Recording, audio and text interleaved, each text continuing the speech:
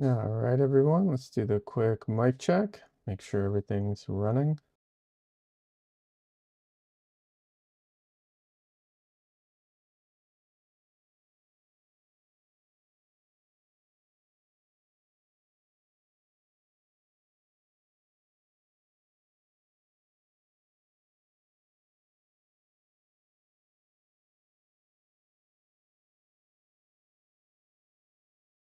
All right, sounds like it's working.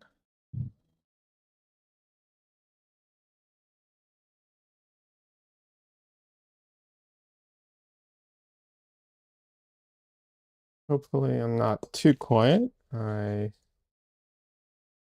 Hard to tell sometimes.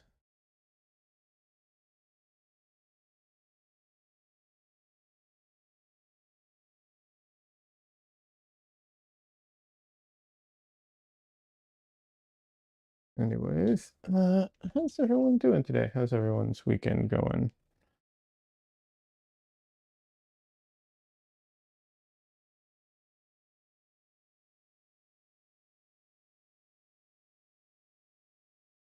Louis says, can hear you. Hi, Leon. Hi, Louis. How are you doing?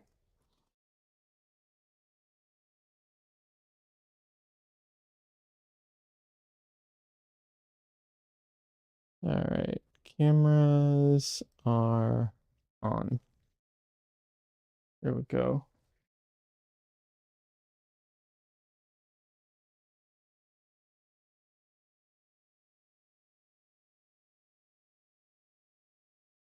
Well, sort of.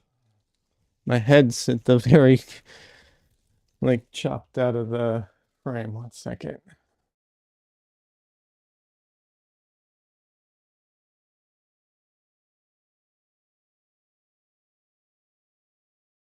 All right, there we go.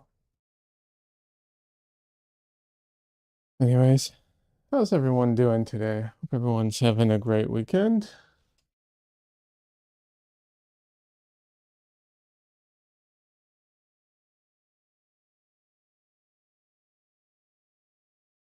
Just pigeons here.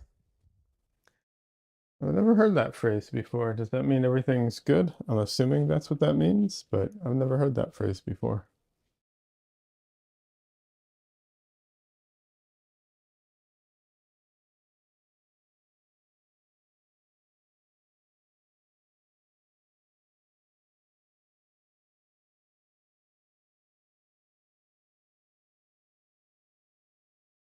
So I am gonna continue with today's painting, with Thursday's painting.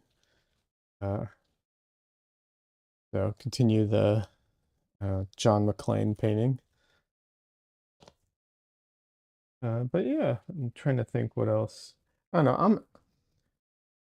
I- I've been a little out of it this weekend, just having to deal with a lot of um, stuff I don't really want to talk about, but it's just been like a lot, and I'm a bit out of it. So apologies if I am.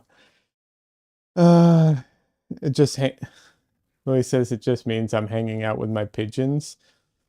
Not quite Hitchcock o'clock. Got it. Okay. Um, are pigeons? Do you have pet pigeons? I'm assuming they would make for decent pets, given the history with pigeons and everything, but I don't know. I know my I know other people I know people have like other types of birds, and certain types of birds I know make for good pets.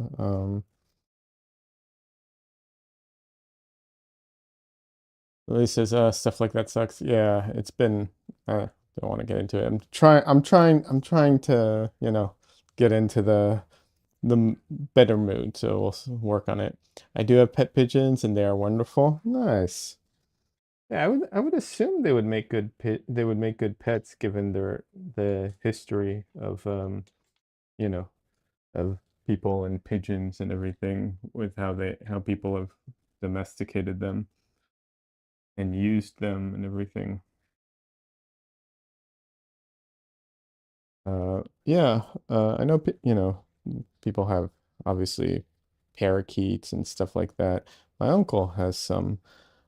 They some of them are surprisingly friendly. Like I didn't think that birds would enjoy, cuddling as much as some of them do. But at the same time, they can be a handful. And they live so long that they can, they actually, they live so long they can actually be a problem because you have to like, figure out who's going to take care of them when you pass away because they're going to outlive you, type of thing. Some of them, not all of them. It depends on the type. But yeah, man, do they make a lot of noise, but surprisingly cuddly too. Pigeons are a lot quieter than parakeets. I believe it. Hmm. I'm pretty sure semi-trucks are quieter than some parakeets.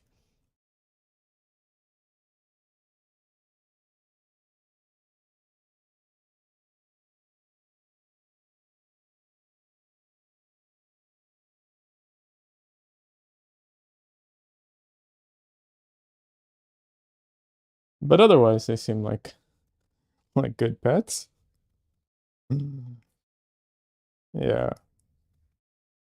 I mean, I will say I do wish that cats lived longer, but so that's a nice aspect of them, I'm sure.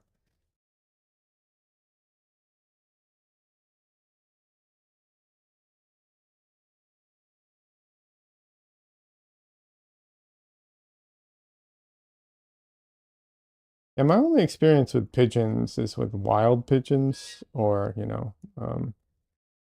and it's not the most positive, but that's I don't hold it against them. It's just the way things are.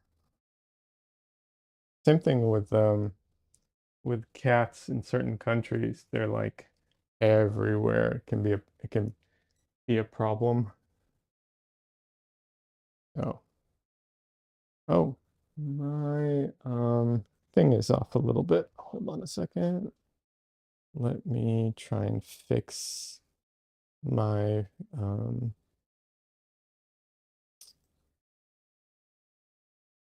my camera.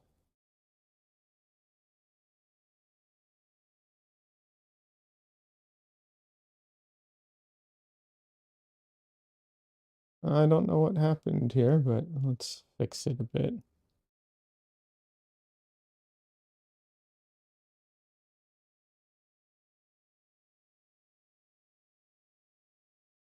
Uh, you all can see the whole painting. Actually, just move it over.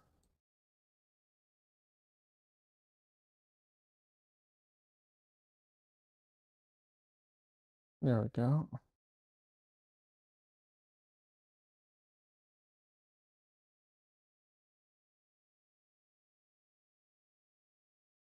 Ah, hate how sensitive these sliders are. There we go. That's better.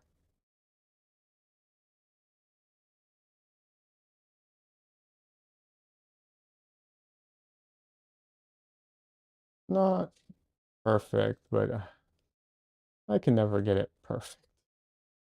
I try, but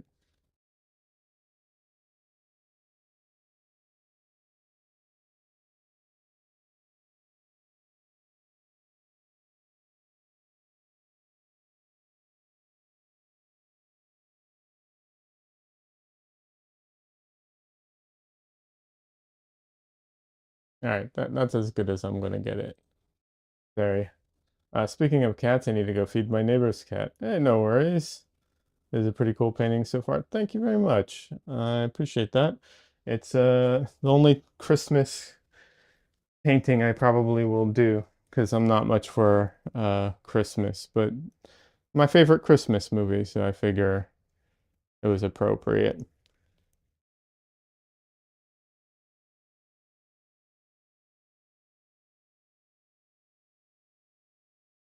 Alrighty, let's get started.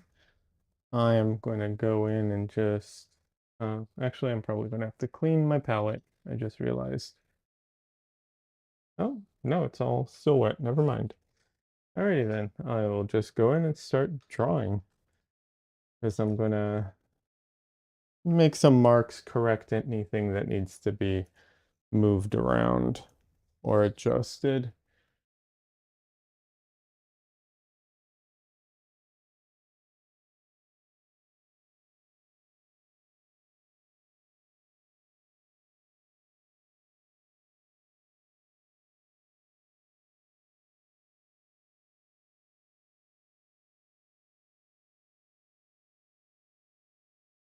I'm just going to use some of my permanent rows to mark off where things need to be adjusted because um,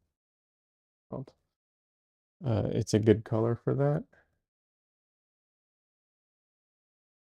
In the past, this was my go-to method, but recently I've kind of changed that, and I try to just put in what I'm looking for. I try to use the colors that are already there, but this one, like a lot of the colors are so close together that I feel I need something a little stronger to help me see what I'm actually doing.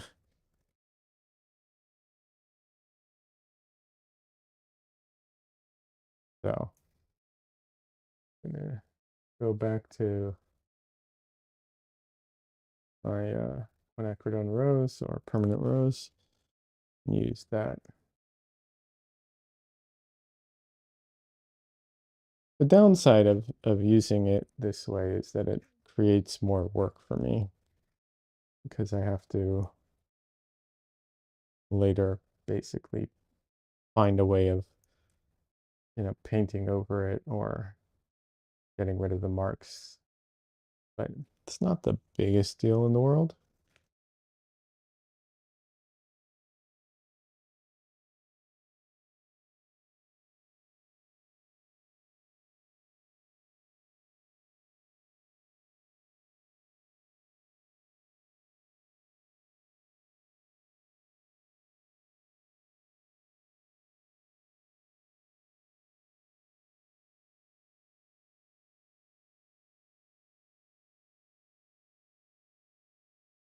But yeah, the more delicate and the smaller the marks and the less intrusive I can make them, the better overall.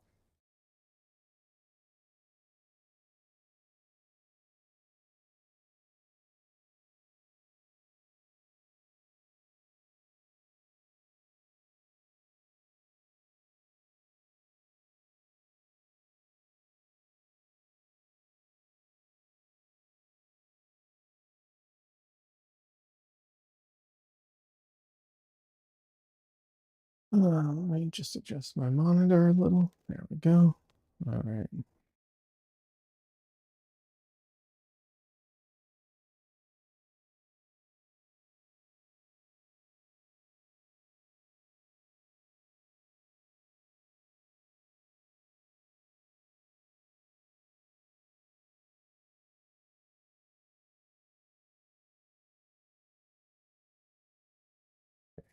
I need to adjust that mark a little because I messed it up.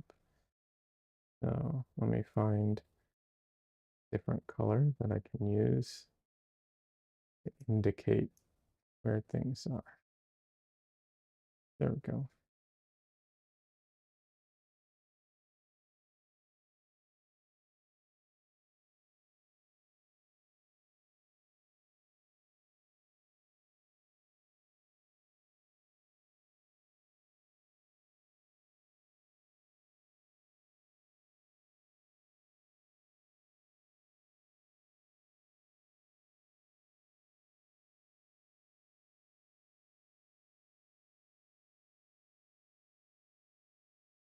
It can be surprisingly hard to see like the difference between the painting and the reference sometimes. like trying to see where those marks are supposed to go is, it sounds easy. It's like, oh yeah, you just overlay them and you should be able to see everything. Yeah, it is definitely not easy to always see where everything is supposed to go.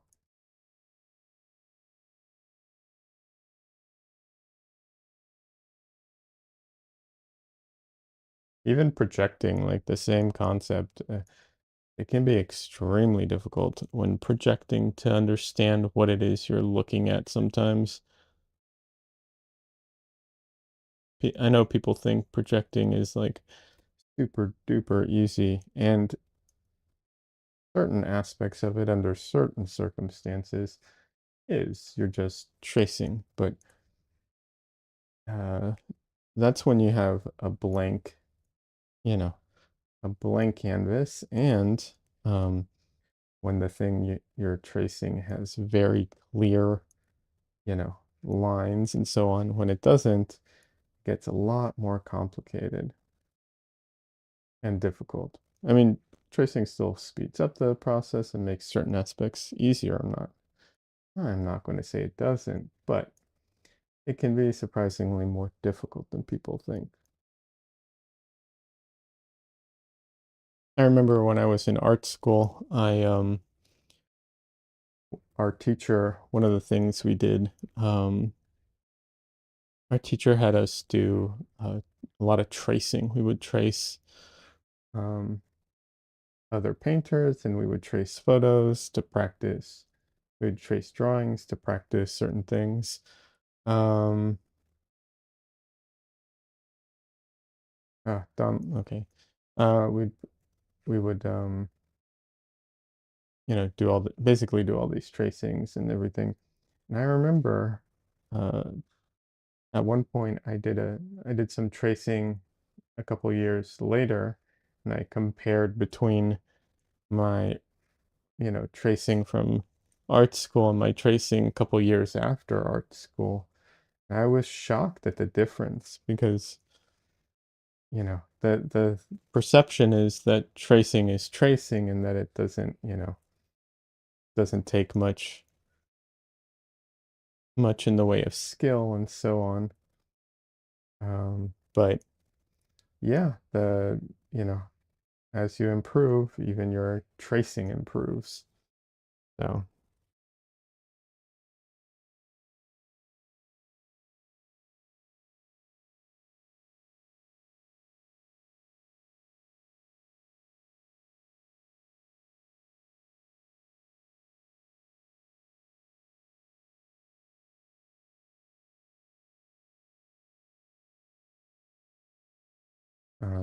let's see. Don Lee just showed up, but he sounds like he's stuck in commercials at the moment, which has way more commercials during live stream uh, than YouTube does. But YouTube specifically, for some reason, hates Don Lee. Like very, very specifically, Don Lee.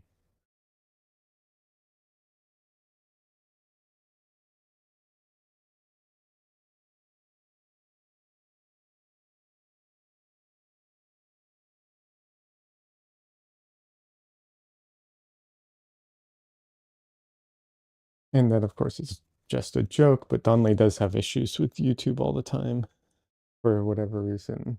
Like it just does not agree with him. But yeah, I don't know. It's such a difference. Like the stream experience, the chat experience on Twitch is so much better. And not that it matters to me, but for people who are like actual streamers who make money off of streaming, um, from the live part, you make a lot more on Twitch from donos and stuff like that. But and ads, but oh my God, the ads seem so intrusive on Twitch.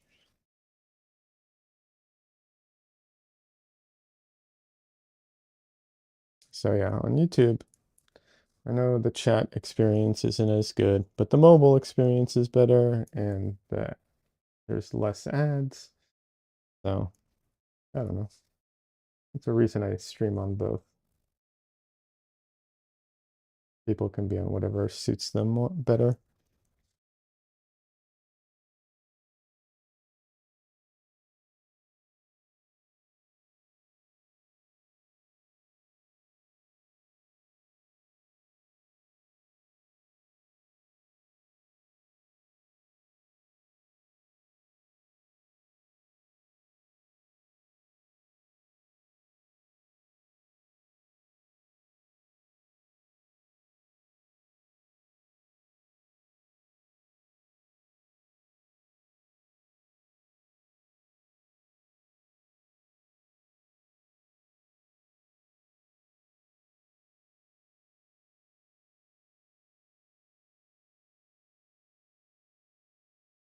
The other thing too is the moderation tools on Twitch are so much better.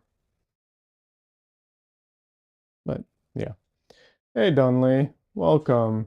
Donley says, I worked with someone that I was creating line art for, and she didn't think there was anything to tracing, but knowing what details to pull out, what the weight to use, and even the type of line, straight, curved, etc., can make a huge difference in how something is only formed of lines is perceived, in my opinion. Also, sorry for the novel. Yeah. Well, you were stuck in commercials, but hi, Donley, welcome, and you're fine. Donley, for those who don't know, does stream on Twitch, um, and he does a lot of fun art related. Well, he's an art streamer, but mostly digital, and a lot of really fun stuff. So check him out on Twitch. Um, but yeah, tracing. Yeah, anyone who thinks there's nothing to tracing is absolutely wrong. And you're right, Donley. The choice of lines, the choice of details, line weight, curved lines, straight lines. I know people think, oh, well, if it's a curved surface, then curved. No. If it's a straight surface, then straight. No. You can make a curved line out of straights. You can make a straight line. You can make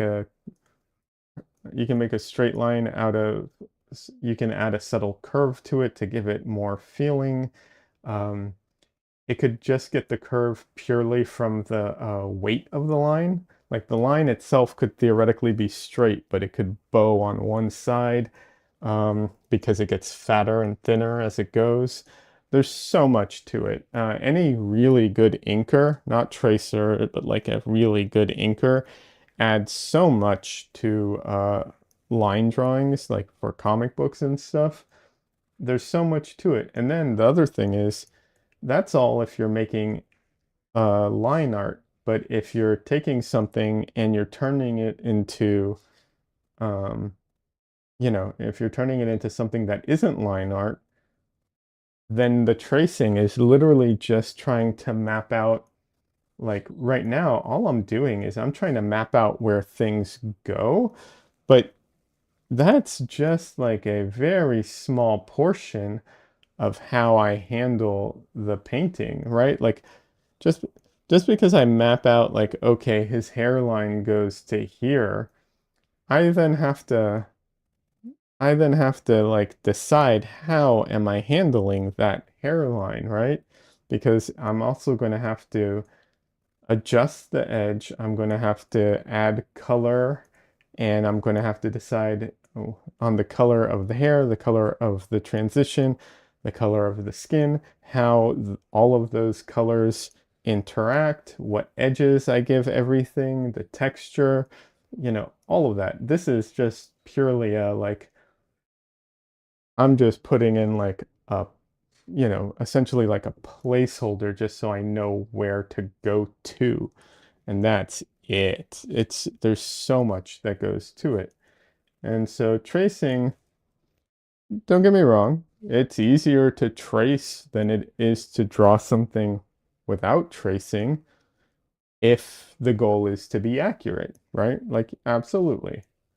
So, but it is also just a tool in the toolbox. And if someone doesn't know what they're doing, their traces aren't going to be nearly as good as someone who does know what they're doing.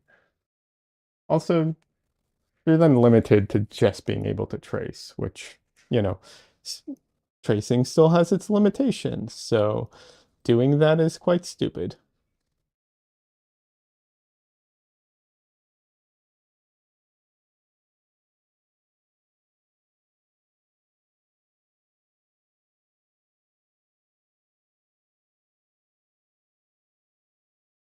Only so your painting's Yippee-ki-yay is showing. Okay, thanks, man.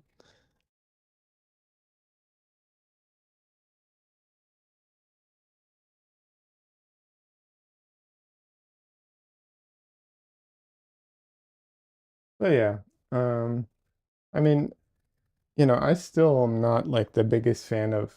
There are artists out there that that's all they do. They trace, right? Like they copy other people, they trace, and they what's it called? They um they play it off as their own thing.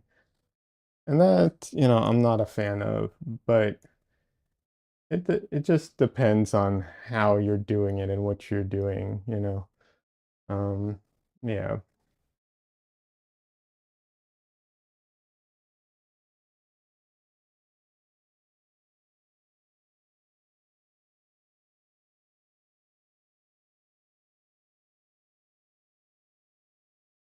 Now, I do wonder how many artists even bother.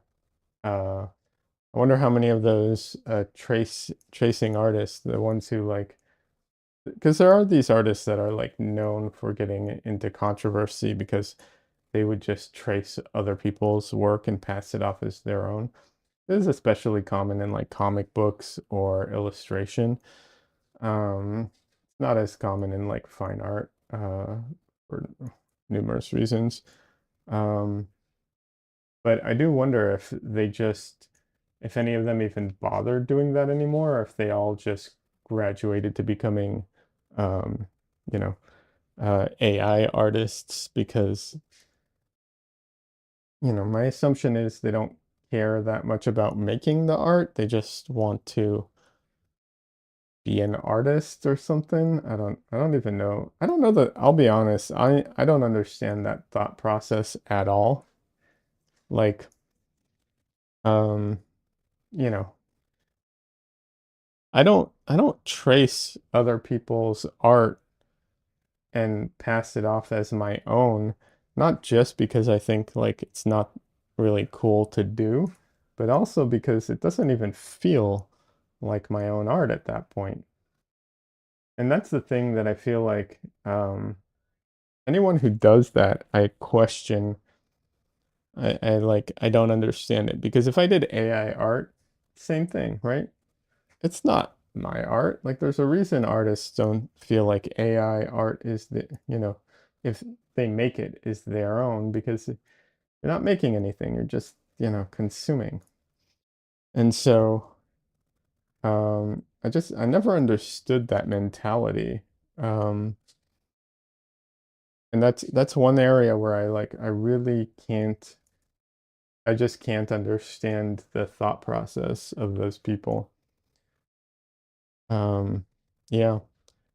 Anyone who like does that, anything like that in art, I never understood it.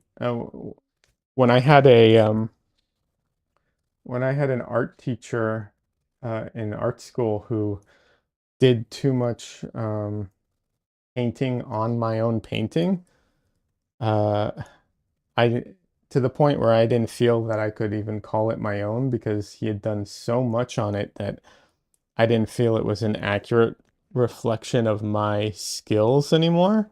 I asked him to continue working on it and to finish it and to sign it because I was like, it's not mine anymore. I'm not going to, you know, I can't claim this as my own. So, can you just finish it and sign it and then, that's okay. It's all right. Like I'm here to learn.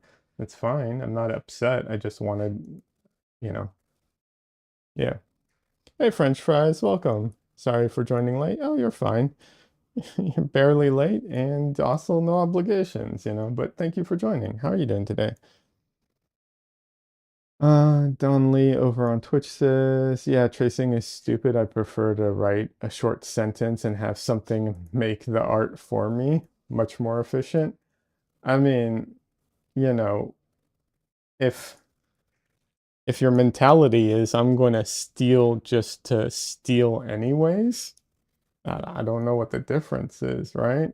I'm not talking about artists who use tracing as a tool. I'm talking about the artists who can't do anything original as it is, to be clear.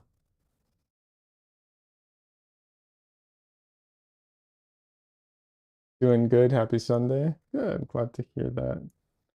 Um, yeah, we're talking about tracing and kind of sprawled all over the place with the conversation. But I was talking about the idea that when tracing, you actually um, like people think that tracing is easy, and there are aspects of it that are easy and beneficial, and of course that speed the process along. Otherwise, no one would do it. But if it also, if you, as you improve, as you practice art in general, when you go to trace something, you'll get better at it, and then the results will be, improved. Um, yeah, that was kind of what we were talking about. But at the same time, like I'm not saying I'm in favor of people just stealing from other people. That's clearly not what I'm getting at. But just that, as you do it, like it does require some skill.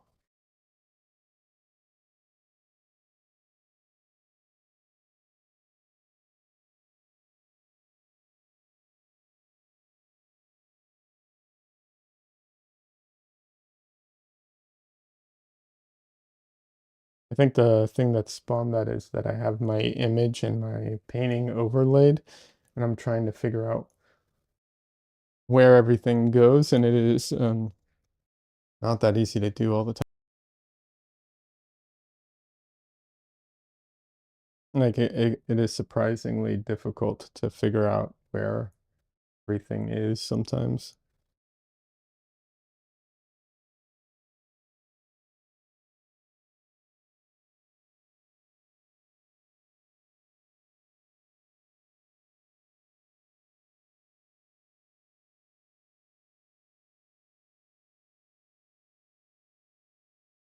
And then we got into the thing of like there are artists who are who've gotten into controversy, especially in like comic books, because they practically all they do is not practically, but they do a lot of tracing of other artists, and it feels kind of like ripping off other artists.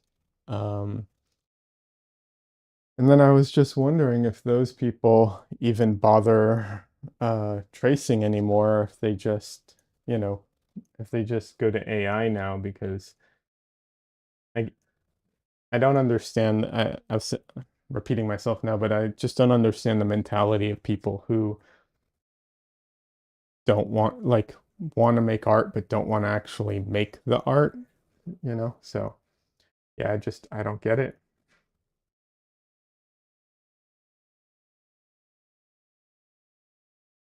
It's a weird concept to me.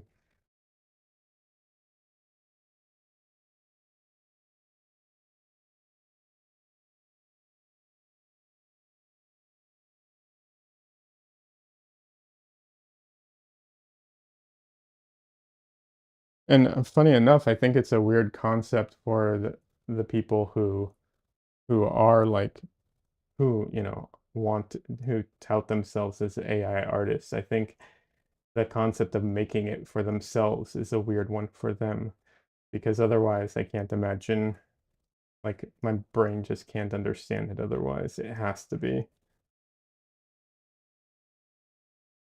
Hey Ike, welcome. That looks like Bruce Willis. Yes, it does. This is the only Christmas. painting I will probably do, and it is Bruce Willis. You know, it's my favorite Christmas movie. I'm not a big Christmas guy, but I like this Christmas movie, so it's my favorite one. Um, there's a couple I like, but yeah. So I thought, get into the holiday spirit.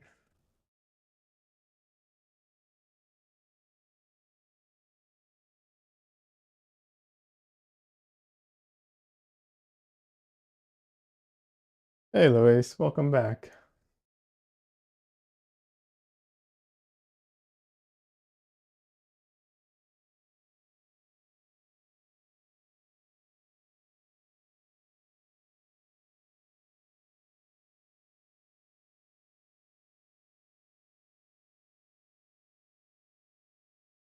And then I do want to announce it is for sure next week I will have videos on my YouTube channel. It's a done deal. Uh, the first video is already on YouTube. It's not released yet, but it is ready. Like it's already uploaded, it's already ready to go. So videos coming out Monday through Friday next week. So that's exciting. They're short too, so don't, it's not going to be like these, it's not like my live streams. They're short little videos. Hopefully people like them, you know. Um yeah. I know it's a weird time to be releasing videos right before Christmas and the New Year's, but you know, sometimes you got to do it with a bad timing and just go for it.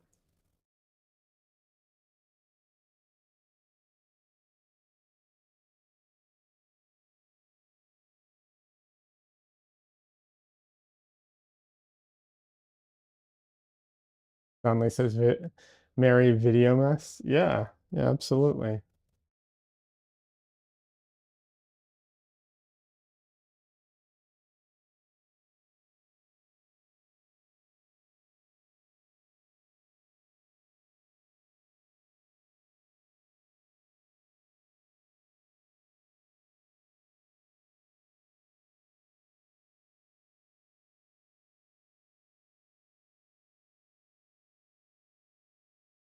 And if all the video talk is annoying, I apologize. It's just been like the thing I've been so focused on lately that it's really hard to think of, to be like think of a lot of other things at the moment. Yeah. Obviously the paintings, but other than the paintings, I mean.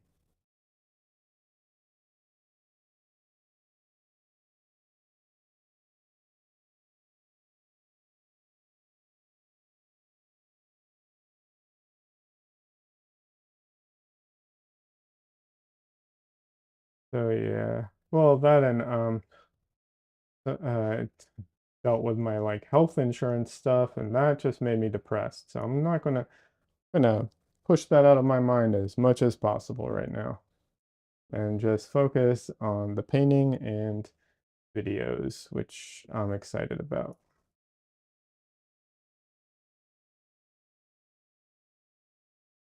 Well, he says looking forward to the vids. Thank you. I'm glad.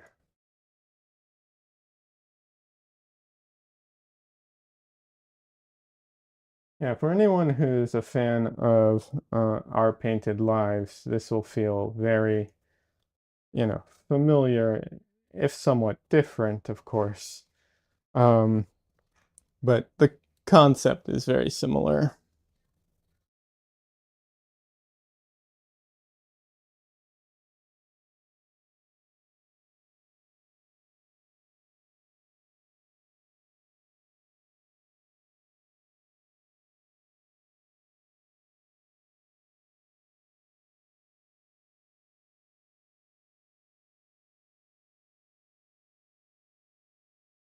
Some dude, welcome. Happy Sunday, people. Happy Sunday. How are you doing today?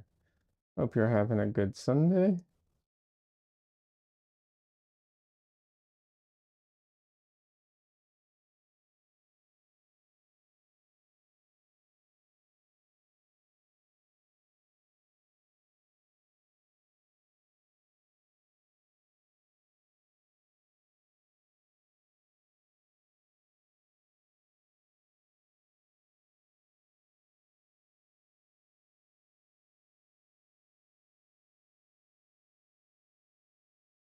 I am clearly continuing the painting from last week. Um, or yeah, Thursday, I guess. Um, but yeah, hoping to finish this up. I don't think I'll finish. I doubt I'll be able to finish this on stream, but um, hopefully during the week I'll have this done as well, and then on um, I'll have to figure out what I'm doing next week, but that's I'll figure that out later. Look at the calendar. Oh wait, next week isn't Christmas, so Thursday normal time. Normal time. Christmas is the next week. So yeah, next this coming week, normal everything. Anyways, some dude, if I didn't ask, how are you doing today? I try and ask everybody, but sometimes, I forget. At least I'm going to continue asking everybody as long as there's not too many people in here. If we ever get a ton of people in here, I apologize, but I'm going to stop asking individually. Just going to ask you all how you doing in general. I've never had a sustained large number of people in my chat. I've had like hundreds of people in, but for very temporary amount of time. I've never had like, you know, 100 people stay for a long time and interact. I don't know how my brain would handle that.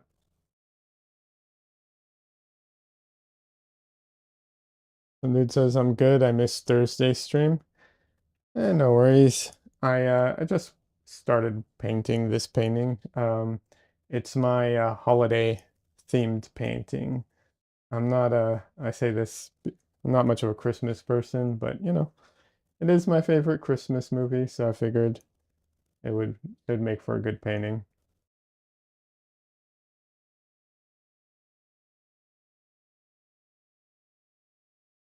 I know there's some debate on whether or not this is a Christmas movie, but I don't really care. It is as far as I'm concerned.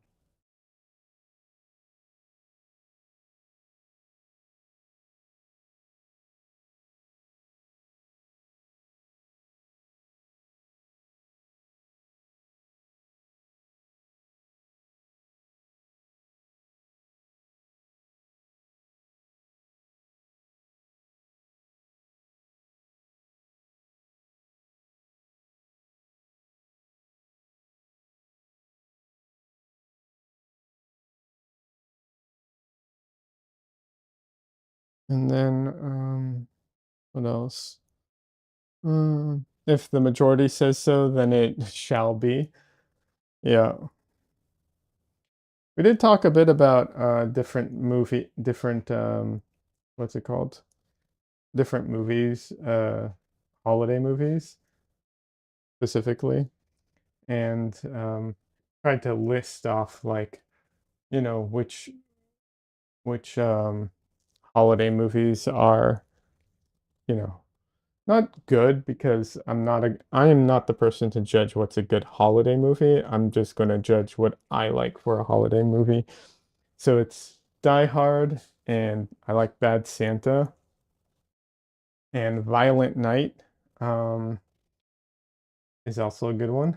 I haven't seen what is it called?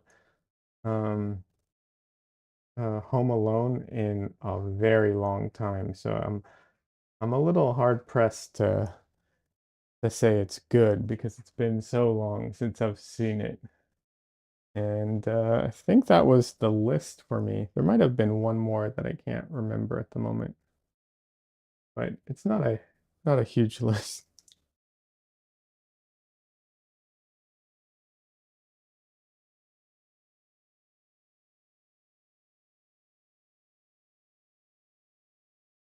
Conley says some other contenders for greatest that's Christmas movie, Gremlins.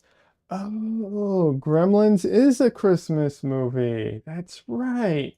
Okay, Gremlins is good. Uh, I mean, I liked it more when I was a kid. it has lost some of the, some of it as you grow up, but still, yeah, Gremlins, okay. And Batman Returns, I'm going with no on that one. Not that it's not a Christmas movie, it's just not a good movie. I'm sorry. I do love Danny DeVito, but no. Um, Edward Scissorhands? Is Edward Scissorhands a Christmas movie? Well, there is, of course, a Nightmare on, what is it? A Nightmare on Christmas? That hard to not like that one. That one's really good.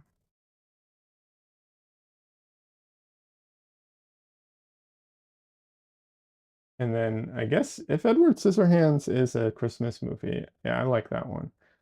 I do like Edward Scissorhands.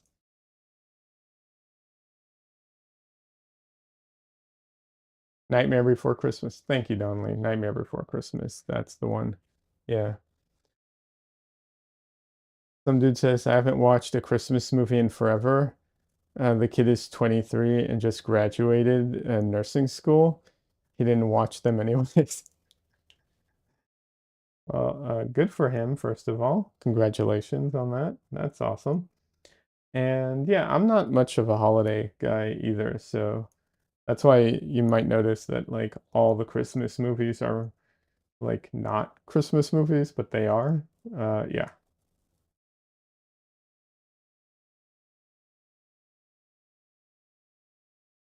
I've never been much for the holidays. I love getting together with family on the holidays. That's the thing about holidays I like.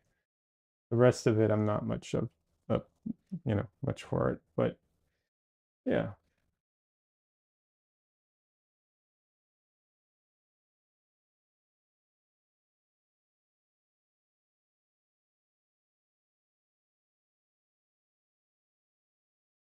I do like Halloween.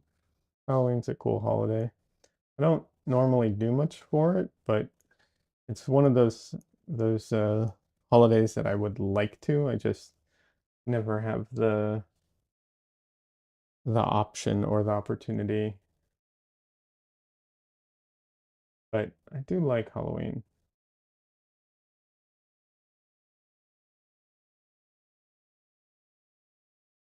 And I do also like, surprisingly, I actually like a lot of the lights that people put up on Christmas.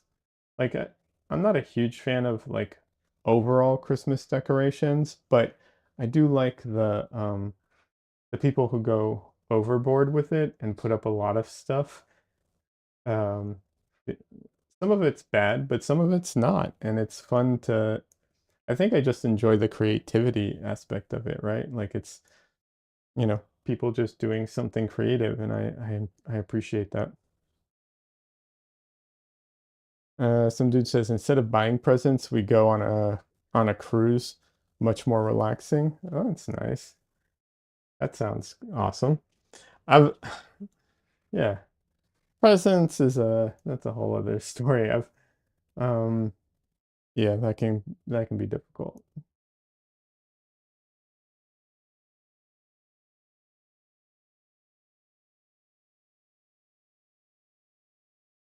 I've never been on a cruise. Um yeah, I'm not sure I'd like it. I tend to get seasick. But in theory it sounds nice.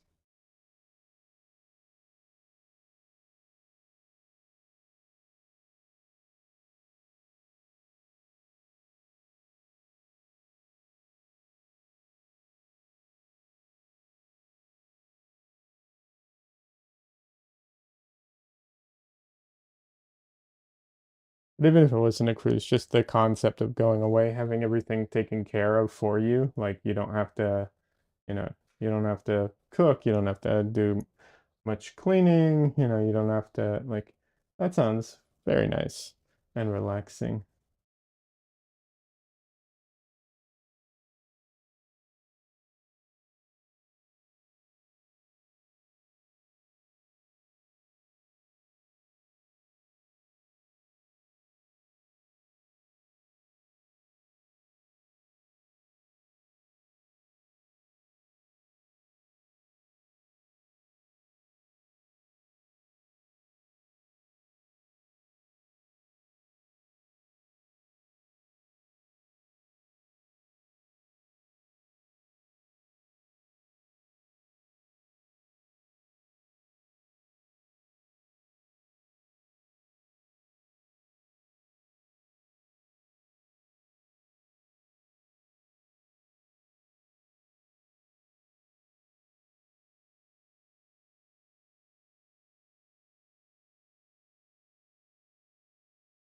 I think that's one of the nice things about like going on, even just going to like hotels is that you, once you're there, it's like, all right, you don't really have to deal with anything. They handle everything.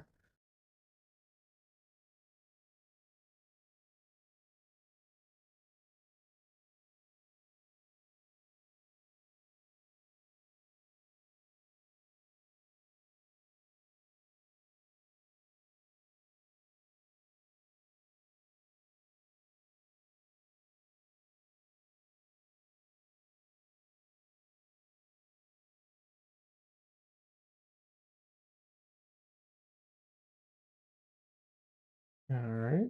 The paint is having a hard time coming off the brush right now. There we go.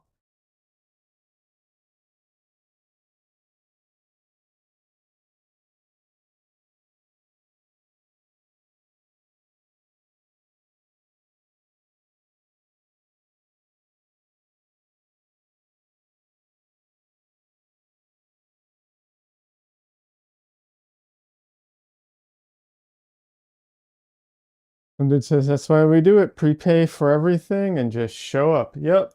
That sounds amazing. I agree. That sounds fantastic.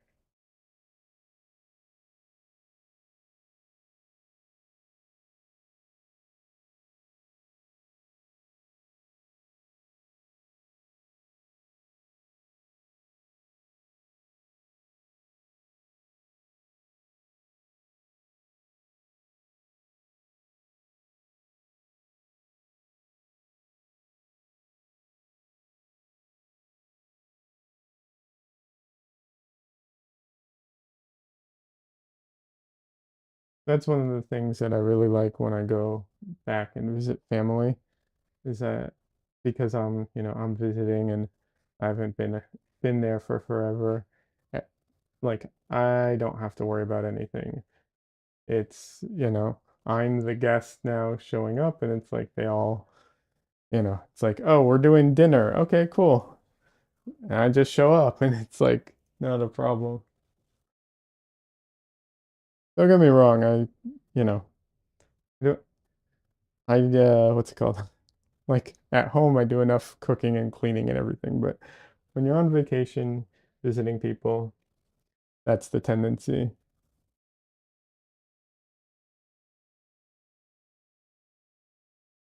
especially family. Well, certain family, right? Depends on the family.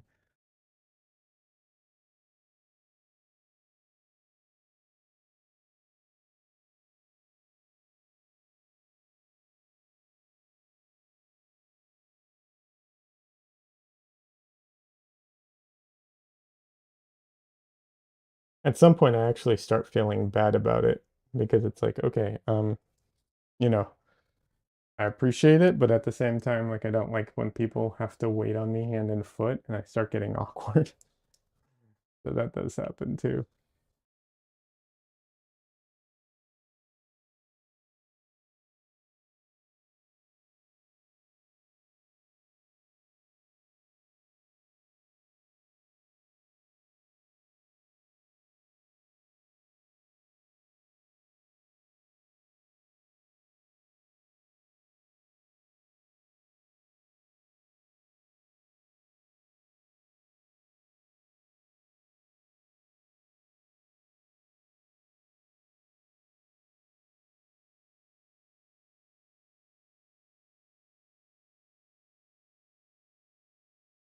But yeah, cruises, I'd be so worried I'd just be seasick the whole time.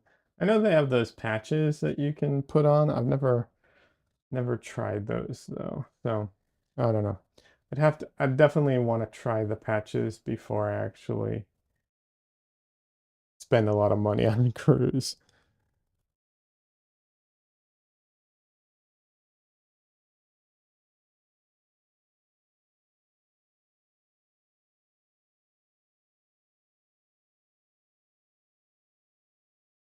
Actually, I want to try those patches in just in the car because I get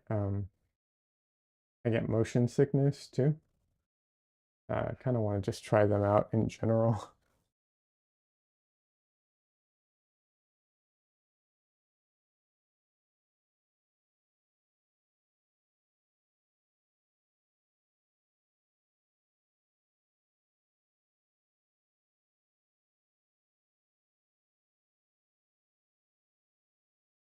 Yeah, me and Michelle have a tradition for Christmas that we're actually going to break this year. It looks like our normal tradition is um, we would go to instead of having to deal with like Christmas dinner and Christmas like dealing with all of that, we would just go to a movie theater, uh, one of the movie theaters that lets you order food and everything. Some of them, it just depends. Some have like they bring the food in to you. Some of them have a restaurant attached. It just depends where we were, you know. And we just do that. But this year there is like nothing to watch in theaters on Christmas. So we're gonna have to break tradition because there's like nothing we want to watch, not even close. So yeah.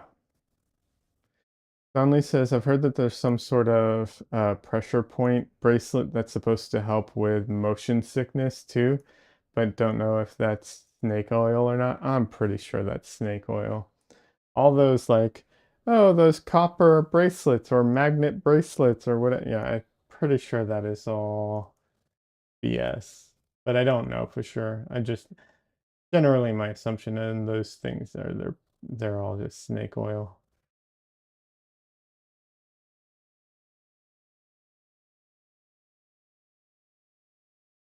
Actually, I saw a thing about they are selling like bracelets and stuff that are supposed to ionize the water or stuff like that, or get rid of negative ions or anything like that. Those things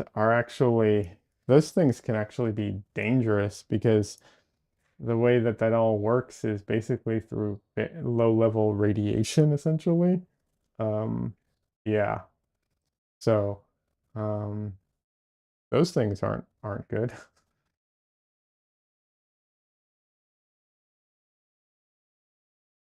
Some dude says we do Dramamine, but depends on the time of year. Water usually ain't rough. I would recommend a 3 or 4 day for the first cruise. The boats have stabilizing to keep them level. Uh, Late spring would be best. Good to know. Good to know.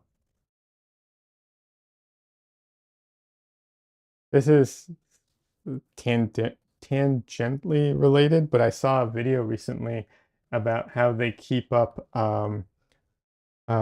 model boats, like small little like remote control boats, how they keep them level in the ocean with flywheels, um, which I thought was just so fun, so interesting. Just like it's like, oh, science, and it works so well. It's just like, oh, that's so cool.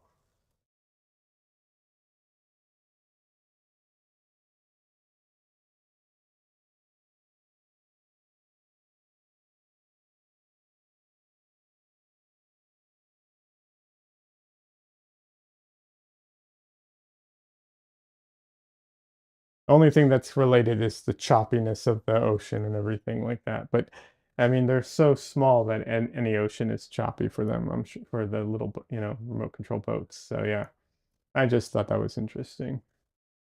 But yeah, that's cool. And that makes sense. Like short cruise to start with, sure.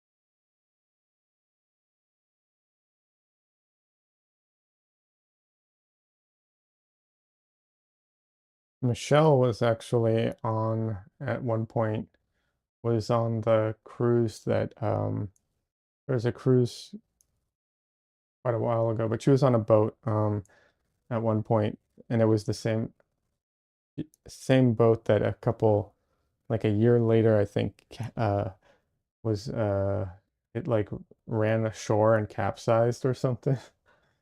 I don't know. That.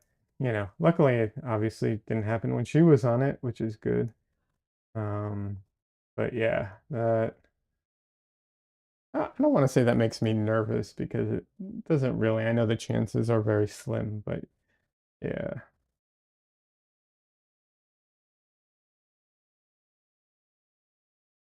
just happened to be one that she was on. So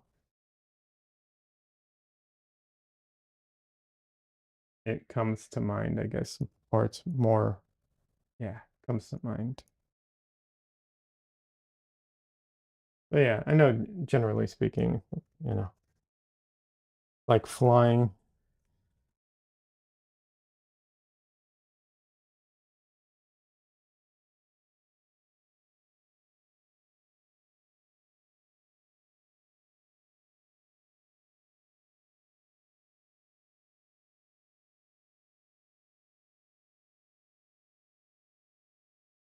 Some dude says, oh, the one in Spain, I think. Yeah, that was the one. The captain went to jail for it.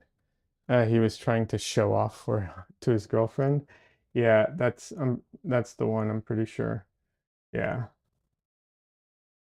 And that is unbelievably stupid. A stupid reason for that to happen. But does not surprise me.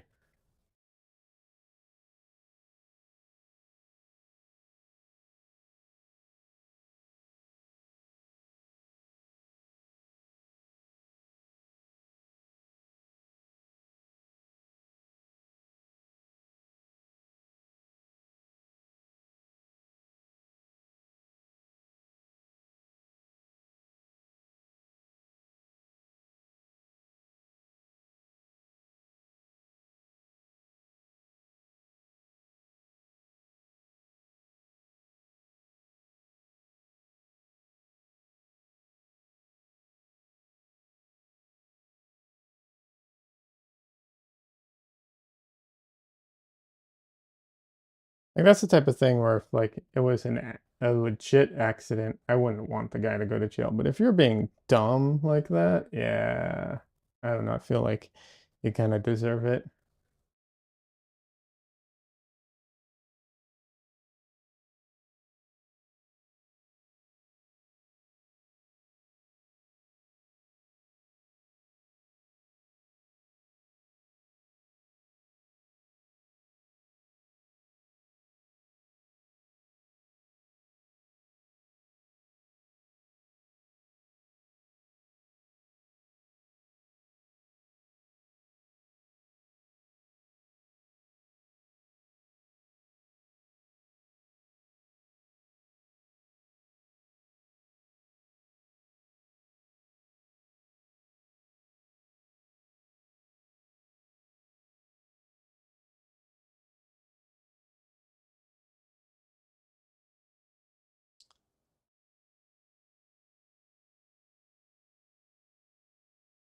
Yeah, I have to say I would love that is one of the countries. Actually, there's quite a few countries I would love to visit. Um, I that is one thing I would love to do more of is travel.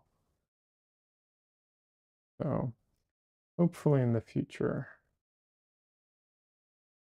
Don Lee says, gotta get going. Thanks for the stream. Your painting is looking great. Thanks, man. Appreciate you stopping by. It's good talking to you. Don Lee streams, once again, Don Lee streams on Twitch. He's an art streamer, digital art streamer. He's a fun guy, has a fun stream. A lot of pop culture related stuff usually, and fun stuff. Recently did a really cool Godzilla and King Kong print. It was really good.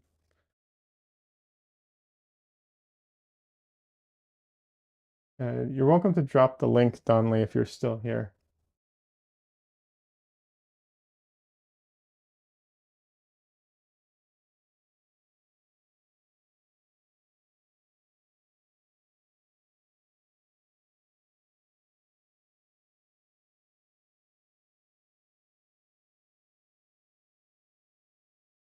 Just a second. Okay.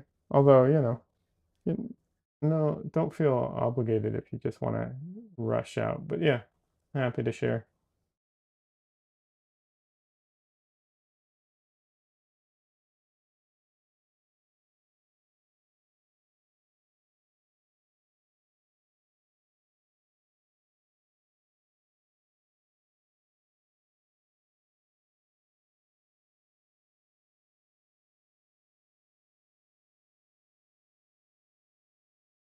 Nice chatting. Off to make dinner and watch football. Hey, no problem. Thanks so much for stopping by. It was nice chatting with you too. Have a great dinner and enjoy the football.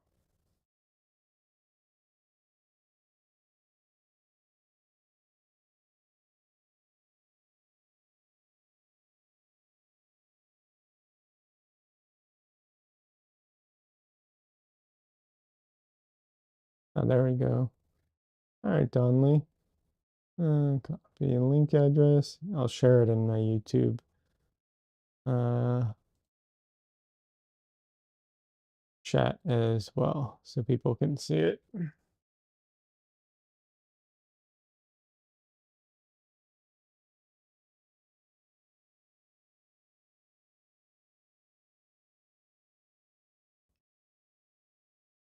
You're welcome, Donley.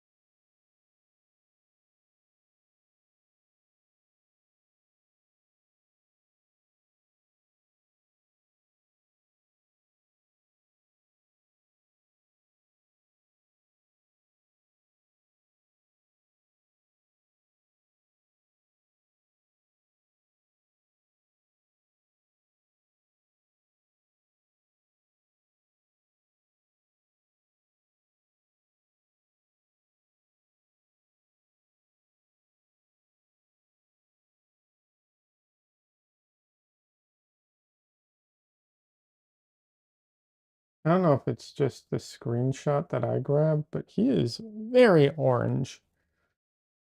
Maybe it's just that he's, it's a dark lit thing, maybe? I don't know.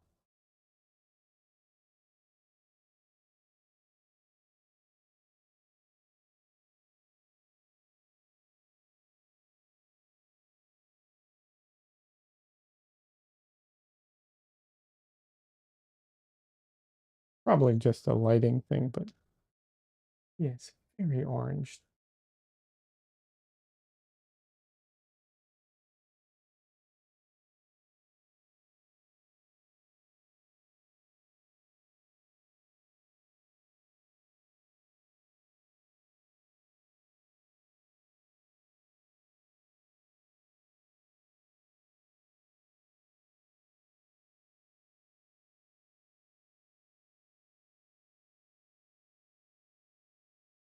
Well, there's also, of course, the makeup. That is something to keep in mind when painting people who, um, have makeup on. They usually, um, they put makeup on people, and they'll put a foundation on. That kind of covers up a lot of the natural color that people have. Of course, they're going to try and match his tone, but um, makeup is when they put it on, even if the tone is right, you still lose all the nuance in the skin because our skin has so much variation in it, and we lose a ton of that on people with who are wearing makeup. So it's something to keep in mind if you ever paint people who have makeup on.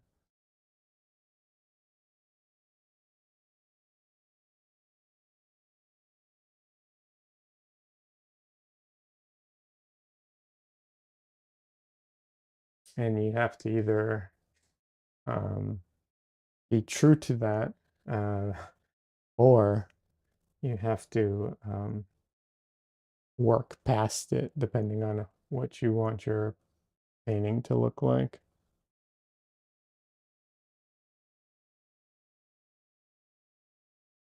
Generally, I think working past it and introducing more color variation is probably the smarter thing to do. But, that is also my opinion. Some people might have a different opinion on that, especially if you're trying to make the people look really good. You want it to be a flattering painting. Um, that might be something to consider.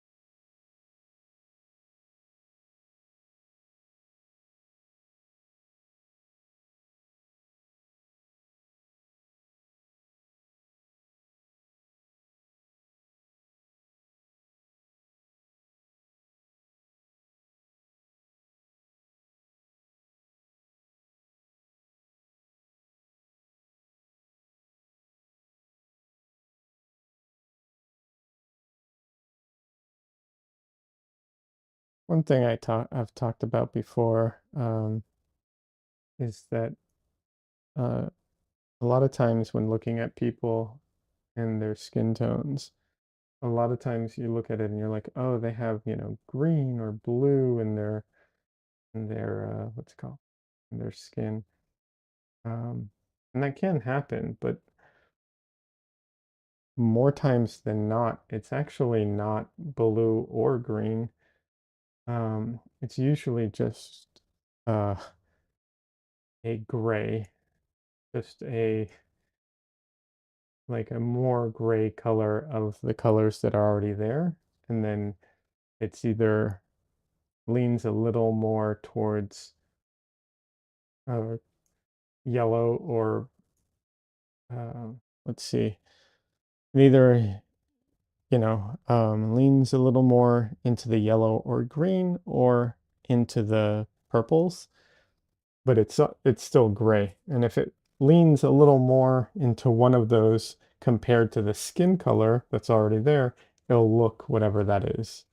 Like if it leans a little into the yellow, it'll look more yellow or green. If it leans a little to the purple, it'll look blue. But usually it's just desaturated skin tone that's already there, whatever that is.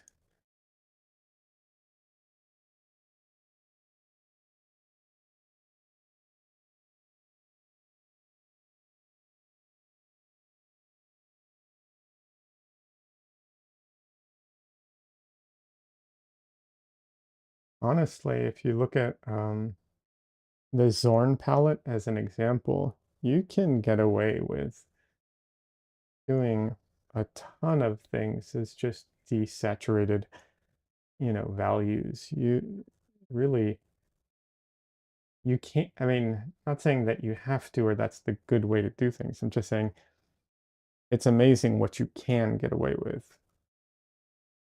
And then, of course that'll be lacking in color, but yeah.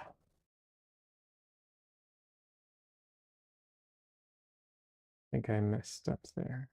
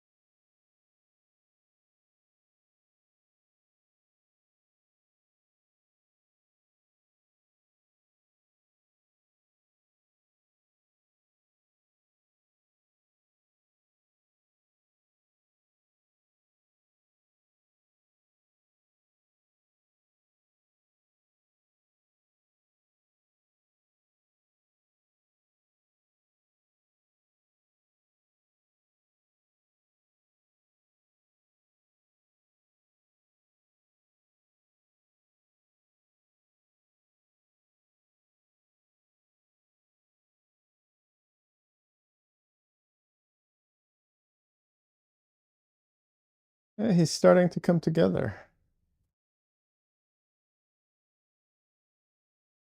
Obviously, his eyes, well, the whole painting needs work, but obviously the eyes need work and the mouth. Those are the two areas that I think are holding him back the most at the moment.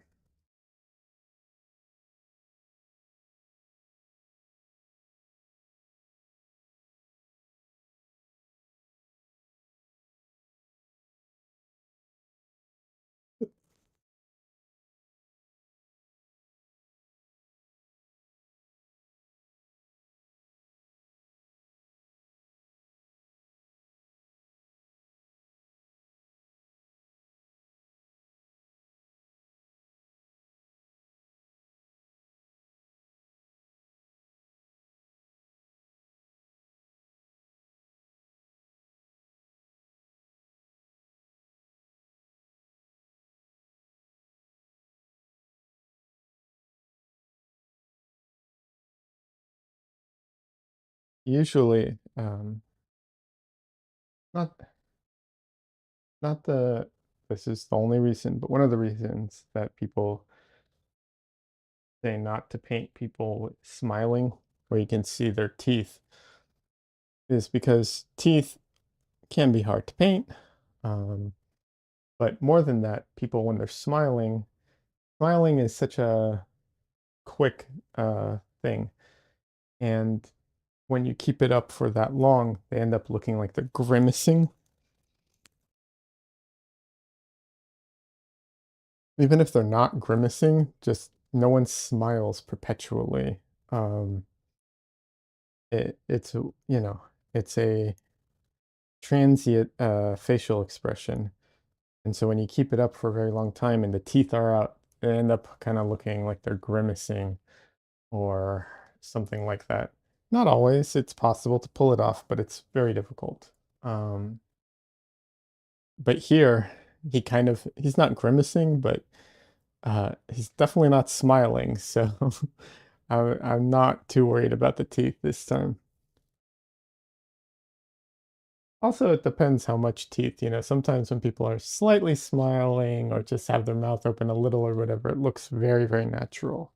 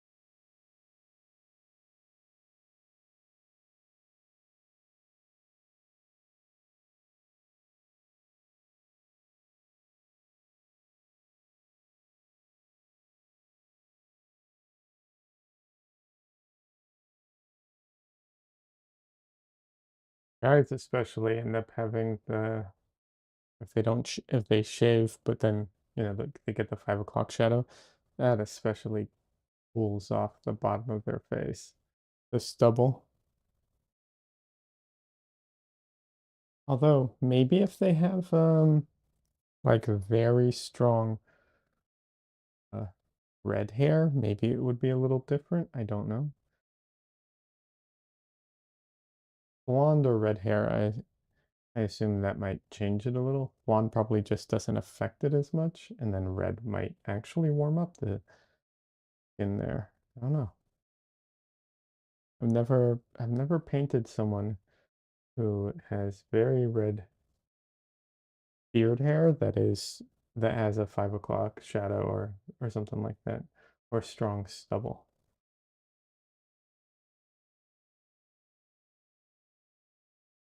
But now I'm going to keep an eye out for that.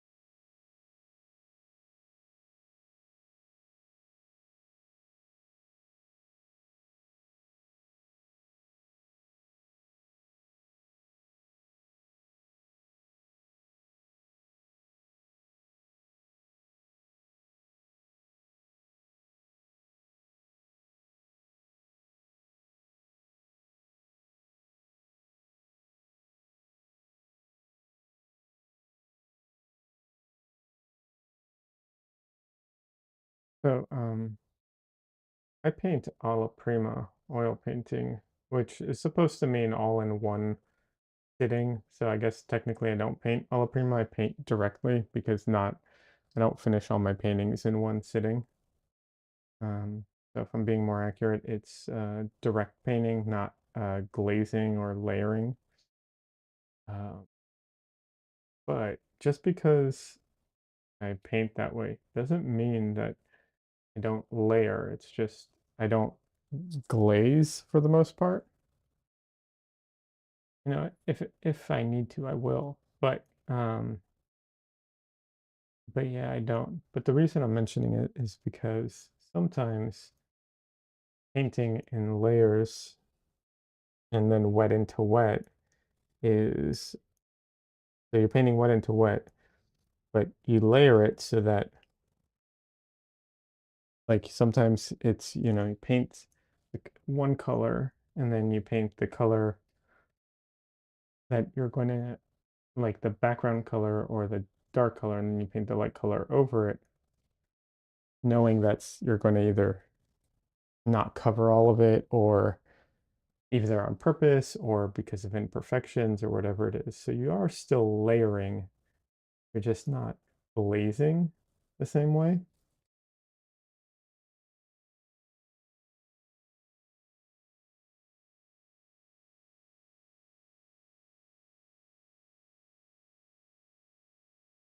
Ah, my ears are driving me crazy today.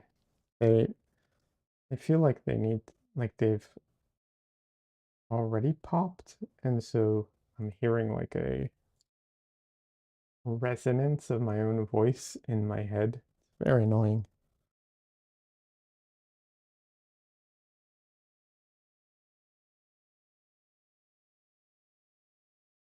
I'm assuming it's allergy related because my allergies are awful.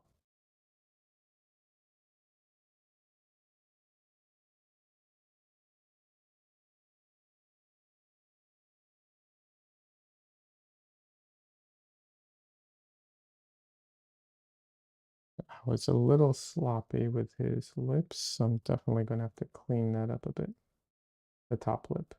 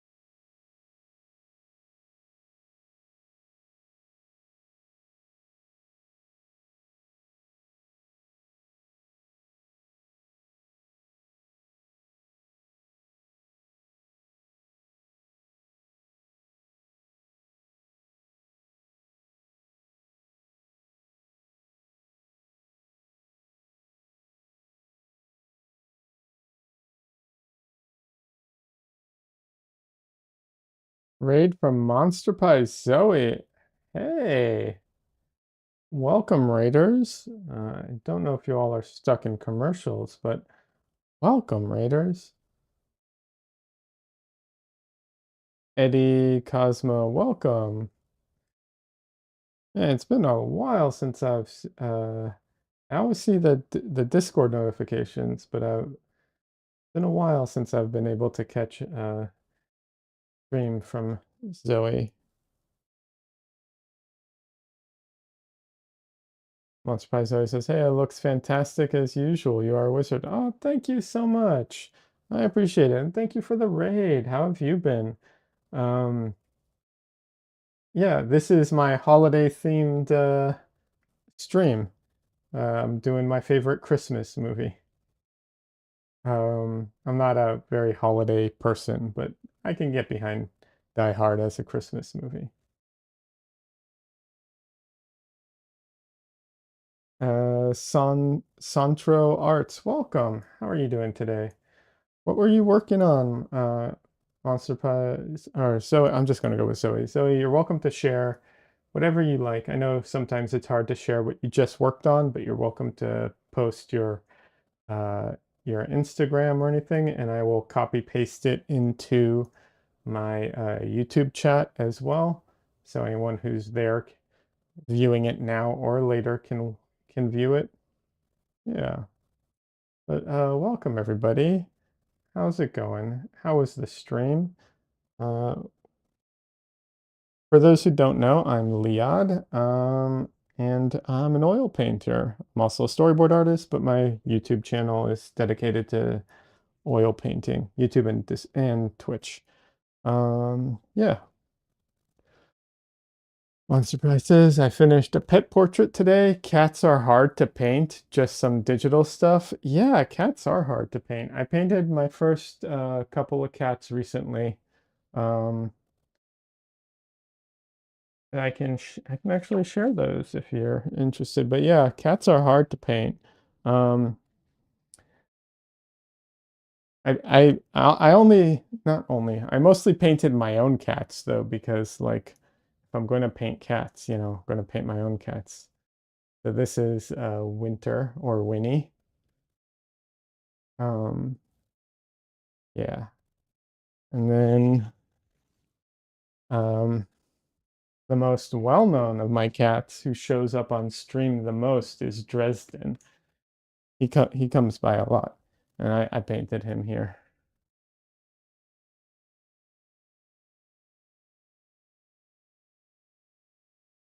So fluffy. Oh yeah, Dresden and Winnie are both so fluffy. How's the boy? He's good. He's doing good. Um, yeah, there's not much new with him. Everything for him is new, but that's because he's dumb. At least he's not afraid of my monitor anymore. Um, he was afraid of my monitor for a while because he saw a cat living in my monitor, which was himself because I picked him up and showed him on stream, and then he saw himself in OBS, and he was afraid of the cat living in my monitor. For a long time, he was scared of my monitor, but he's forgotten about that now. So yeah. And thanks so much for the follow as well, Eddie. I appreciate it. I don't have notifications on because I dual stream, and that's a level of technology and complication that I just couldn't figure out. So I don't have notifications set, but I do appreciate all the follows and everything. So yeah. But yeah, if you want to share your Instagram, you're welcome to. Like I said, I'll copy the link over into my YouTube chat. Um, no one's active at the moment in my YouTube chat. There are people watching me on YouTube, they're just not active at the moment. But the VOD will stick around, and so will the link. So you're welcome to do that if you'd like. If not, I'll go searching for it later and share it.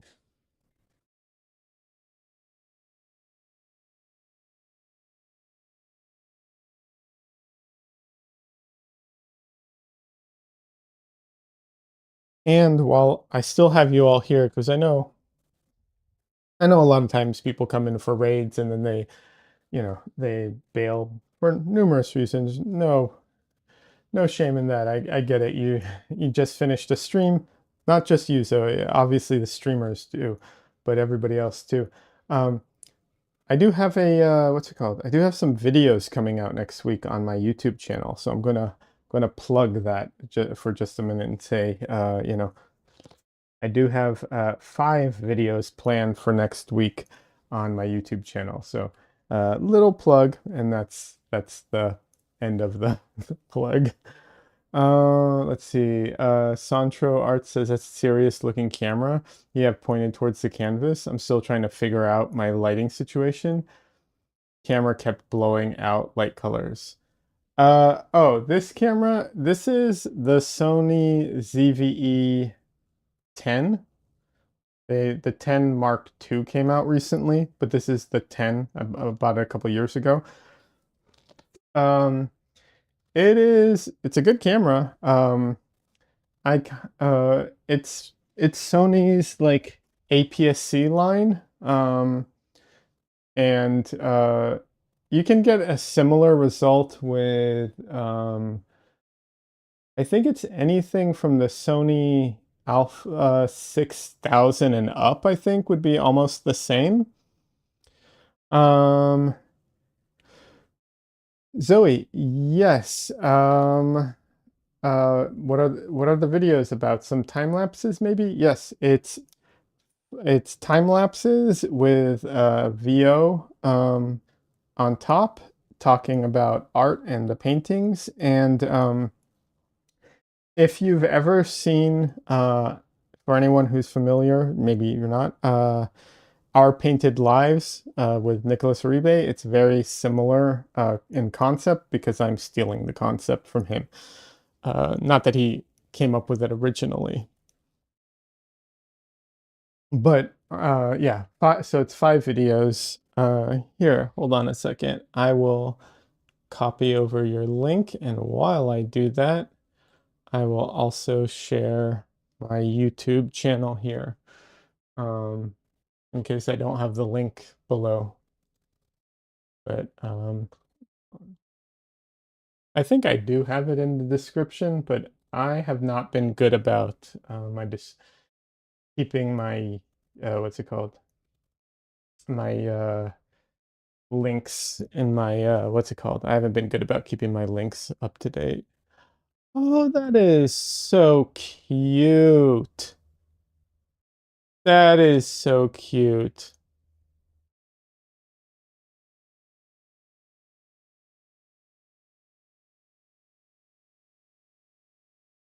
Okay, I linked it um in my YouTube chat. That's so cute. I love your style. That's that is one of the things I love so much about art is just how different everyone's style can be and how lovely that is. But that is an adorable cat. Very cute. You did a great job with the textures and everything too. I like your use of textures and everything. Good job with that.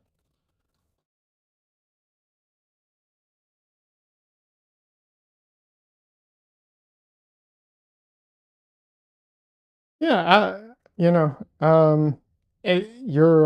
style also translated very well to digital because I remember your gouache paintings and everything, and a lot of that texture, that feeling. It's not obviously it's not identical, but felt really, feels really really close. Also, Mel Money, sorry, I saw your comment. I was going to address it and got sidetracked. Thank you very much. I appreciate it. I like and yes, the camera is the ZV-10. And for anyone who wants to shoot anyone who wants to record themselves, uh like I said, the Sony ZVE This is the 10, the alpha. I think it's like, I think honestly from the 5,000 and up, you would be pretty good. Although I'm not guaranteeing it. Make sure it has clean HDMI out. But if you're using OBS, I would like to show you all something. When using OBS, you can download a plugin called, I think it's called Stream FX. And I just want to show you what my camera is actually seeing, okay? Because this is the angle the camera is actually seeing, but with Stream Effects, I can distort it into this. So just wanted to bring that up so you know you can, what you can do with it. Because, I mean, this is, you know, I mean, that's quite a difference.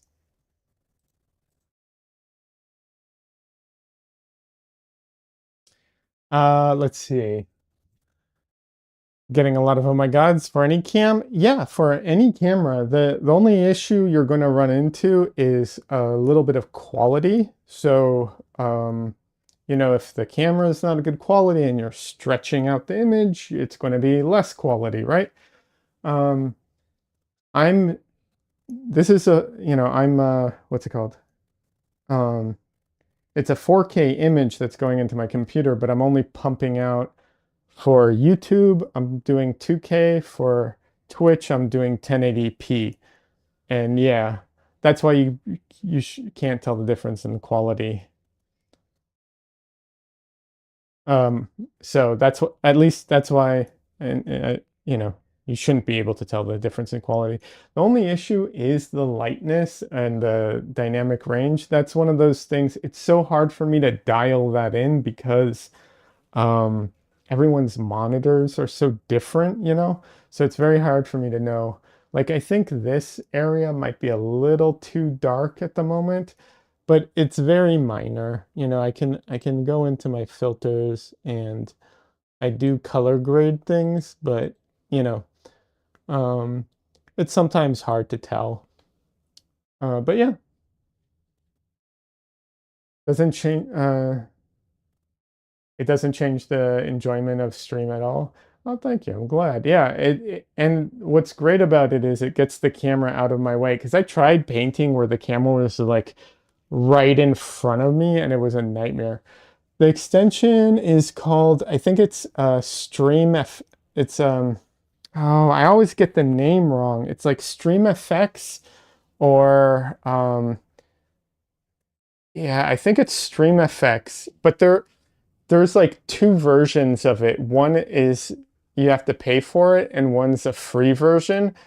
Um, the creator tried to make tried to make it a paid version, and it didn't go well. So now he has both, I think. By all means, pay for it if you're making money off of it. Like I think everyone, if you're making money streaming, pay for it. But if you're not making any money streaming,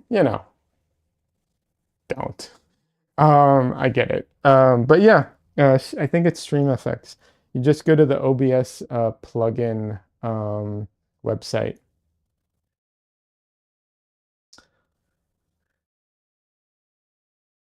Monster Paizo says, I love it here because I legitimately always learn something every time. Oh, I'm glad. I'm happy to hear that. Yeah. Yeah. And then so yeah, that's the plugin I use. It's very, very helpful. For the face cam, I'm using a plugin that's like it's a face tracking plugin. It's like I think it's just called face tracking or something like that. It's not perfect. It loses my face, but it does allow me to have a smaller window for my face and not be out of frame all the time. But if you have a what's it called? Um, if you have a newer NVIDIA card, you can use their face tracking thing and it's way better.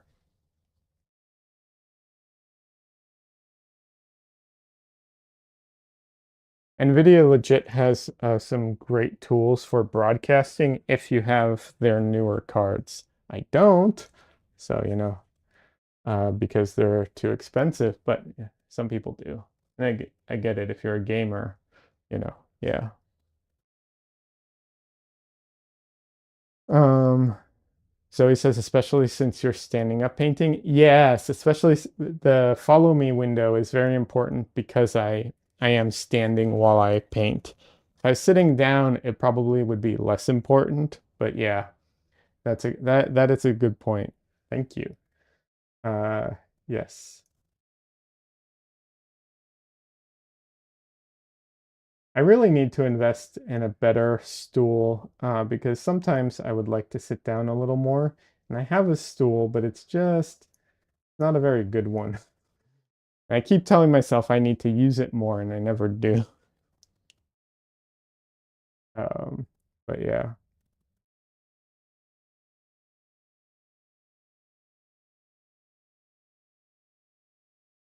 Zoe, what program were you using for your painting? I'm curious. For those who don't know me, I'm pretty well versed in a lot of the digital stuff. I um, I used to be all digital, and when I do storyboard work, that's all done digitally as well. So I'm very familiar with the like digital tools out there. I'm just curious.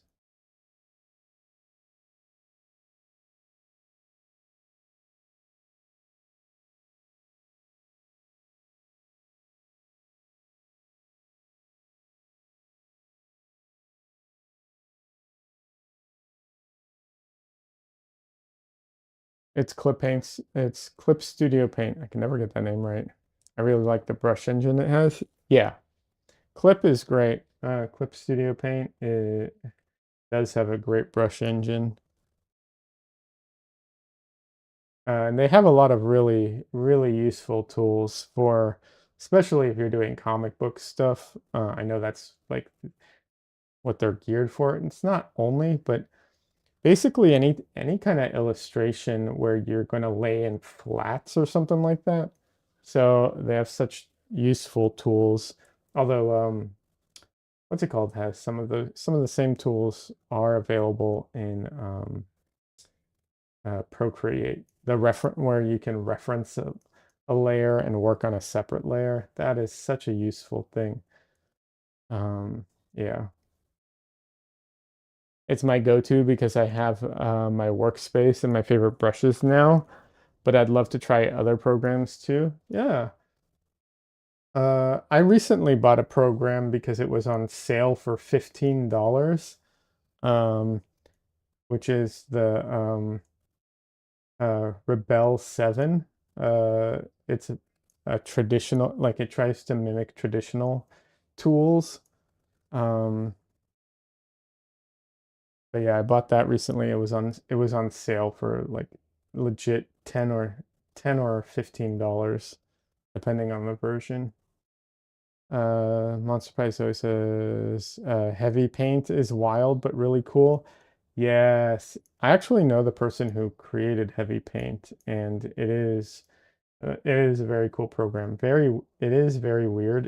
It feels it's one of those programs where like when you first open it, it doesn't feel very intuitive, but for the type of art that you're like, I don't want to say meant to do in it, but that it leans towards, it's very good.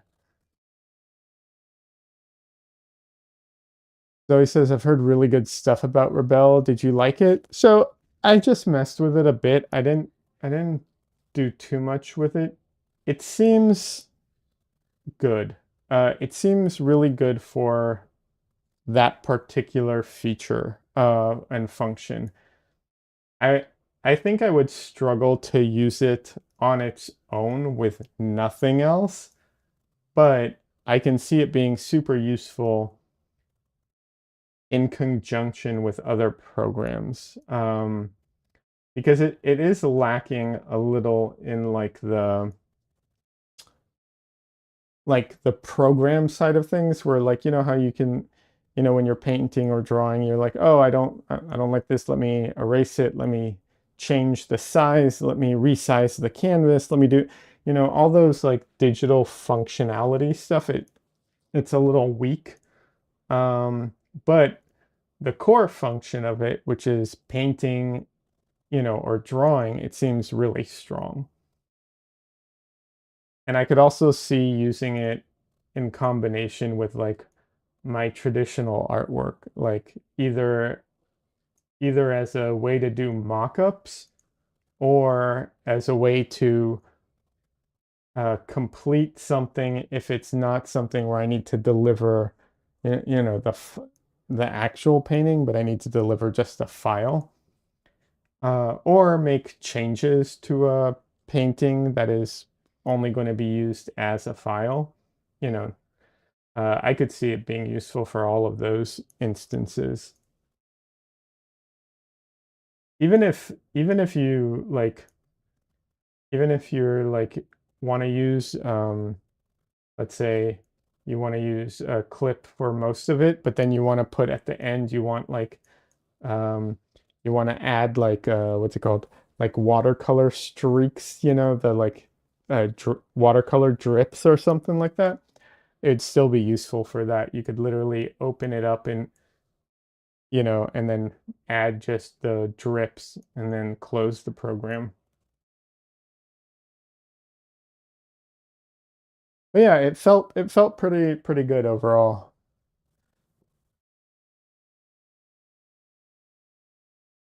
But like I said, I got it for like $15. So, it's not, I if it had been like 30 or $40, I'm not saying it's not worth it, but for me personally, with all the programs I do have, it wouldn't have been worth it for me. But I also don't do a lot of digital illustration at the moment, although you never know, that could change.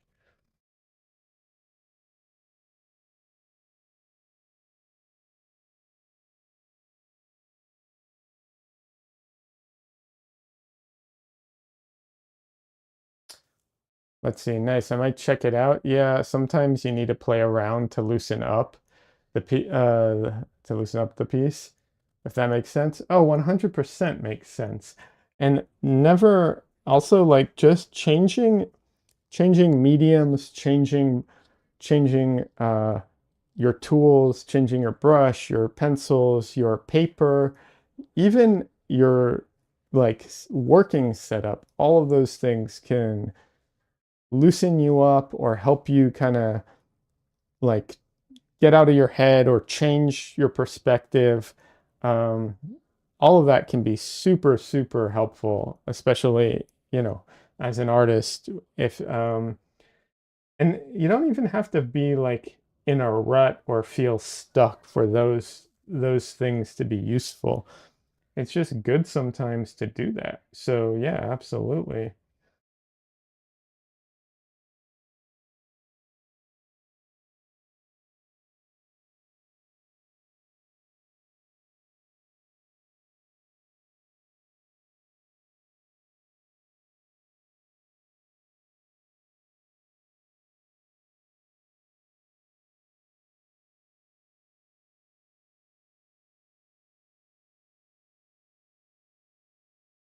I do wish they had an iPad version. Um, but it's probably a good thing that they're mostly on the computer because of how like probably intense the program is. But yeah,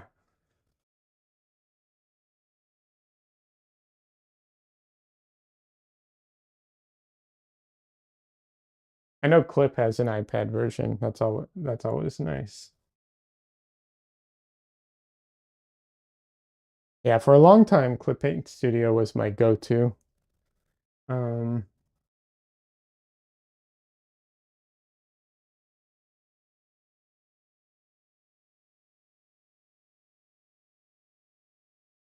I also recently tried out Krita. I Krita I love in theory and I think is really good. I just never can get into it because of the interface a little bit.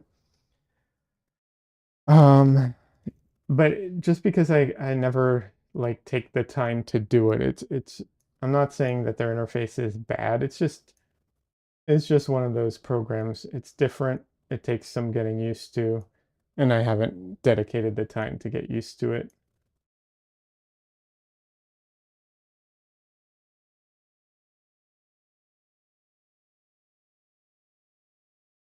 But it's definitely got the right price, you know. That's for sure.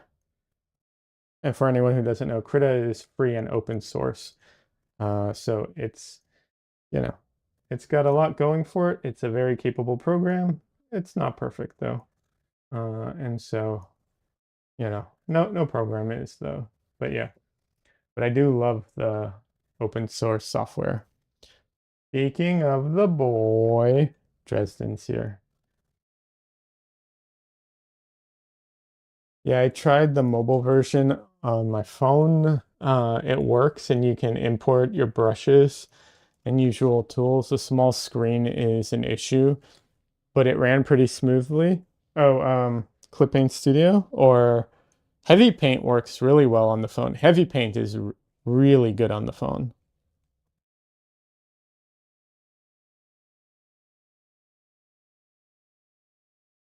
Dresden. Oh, baby boy. Oh, hi, Dresden. Oh, you're so cute. He's so cute and fluffy. Look at this. Just my hand disappears in all that fluff. Well, mostly. His name is Dresden, after Harry Dresden, the wizard from the Dresden Files. We have 3 cats, but he's the one who shows up the most. And I will get him to eat his tail because his tail is his favorite toy.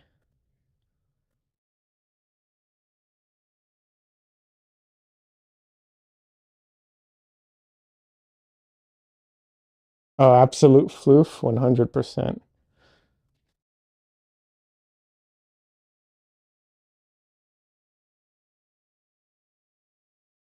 Oh no, I'm going for your tail. He's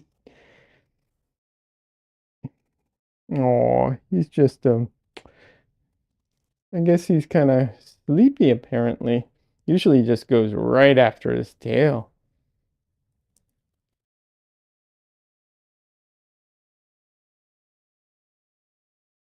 Dresden.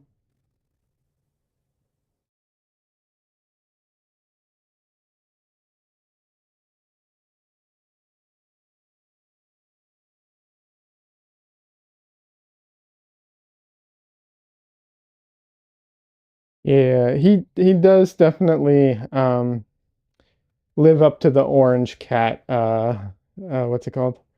Stereotype. So he is not the brightest, but he is the sweetest.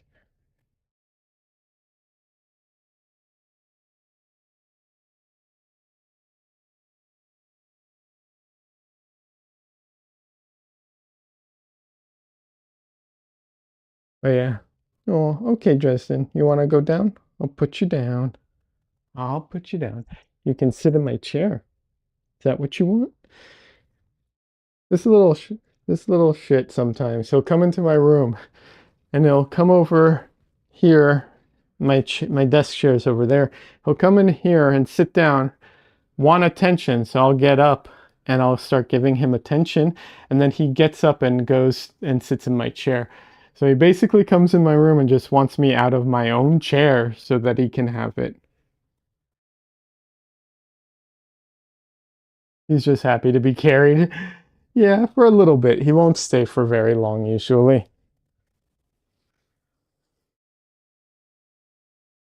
Pre-warmed chair, yeah. Yeah. Okay, Tristan. I know you're the star of the show. If I could have you on screen the whole time, I bet I'd have way more viewers. Yeah, absolutely. I wish I could. I just don't know how to manage that.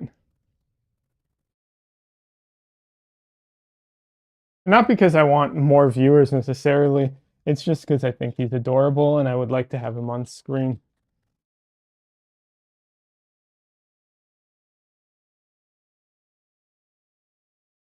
All right. Bye, little boy. He heard a noise and ran out. Chair cam. He doesn't stick to the chair enough to make it worthwhile to have chair cam. That's the problem. He just ran out. He heard a noise and he had to go see what the noise was. So he's not even on the chair.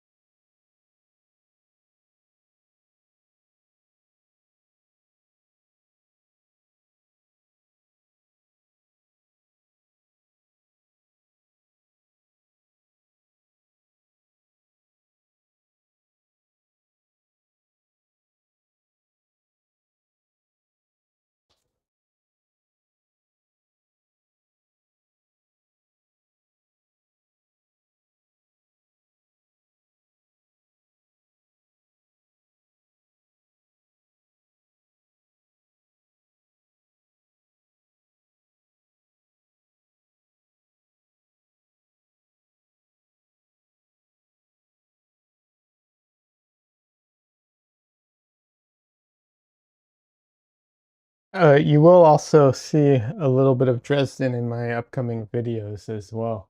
Even though they're time lapses, there's a you'll see immediately, but yeah. It's silly, but you know, whatever.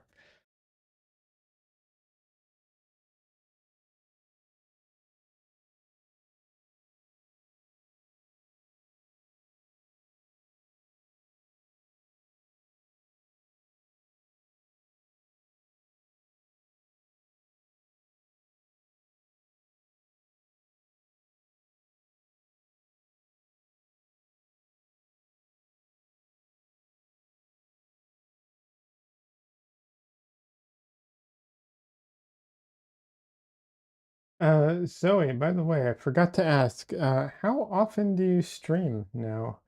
For anyone who isn't familiar with your channel, how often do you stream?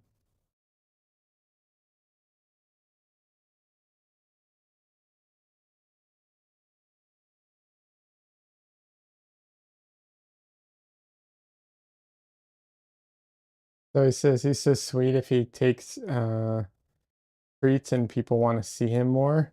You could have a channel point reward for that. Works great with my dogs. Oh, nice. Yeah. Twice a week at the moment, if I can manage. Yeah. I'm also streaming twice a week at the moment. Although mine's a little awkward because I have it Thursdays and Sundays. Um, because I was going to a class on what's it called? On Wednesdays. Because Wednesday feels like the natural, like middle of the week kind of thing. But yeah, it's tough. I know. Keeping a schedule can be rough when you have other stuff and other work and so on. That's good that you're doing it though. And you've been doing it for a long time. I took a long break, but you kept going. So that's, commendable for sure.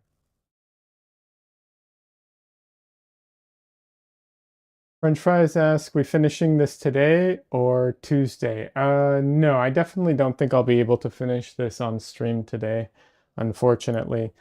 Um, Time-wise, I don't think it's going to work out.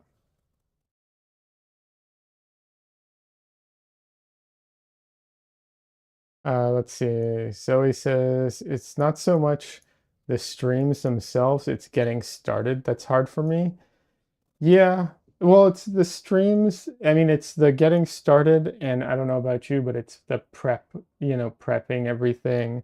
There's a lot more that goes into it than just turning the camera on or turning the whatever it is.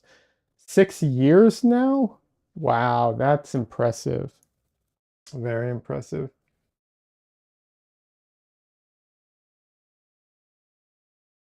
But yeah, French fries, I don't think I'll be able to finish this on stream today, unfortunately. Um, and I'm not sure, I don't know. I'm not sure if I'm going to be able to finish this on stream at all, or if I'm going to have to finish it off stream and turn it into a video, because I am going to be turning it into a video either way. So we'll see schedule wise. Zoe says, yeah, setting up and thinking about what to work on. Yeah, absolutely.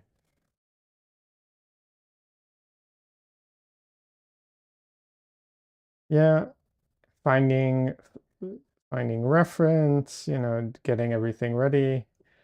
Yeah, it's a lot. Um, I actually just realized I need to make more panels too. I gotta go. Um, I'll see if I might do that right after stream. Go outside and sand some panels because I'm running out of panels to paint on. So he says that orange teal color scheme always works. Yeah.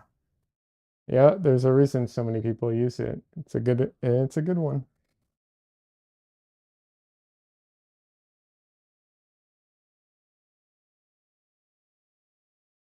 And this one isn't even that extreme. I mean, it is there, but I've seen it like pushed way, way further. But yeah.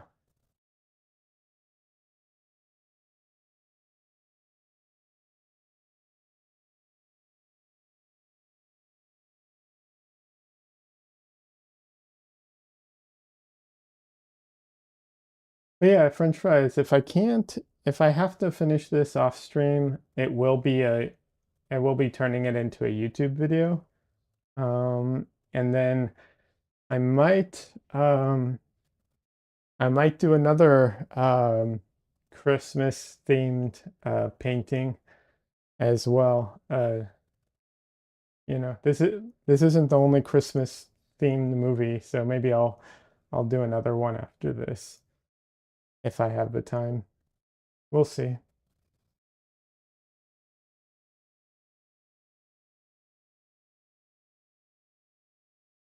Uh, Zoe, we were talking about the fact that I'm not much of a like Christmas holiday person.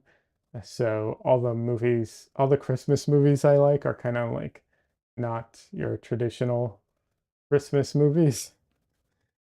So all the options I have are not your traditional like Christmassy holiday type of stuff. But yeah.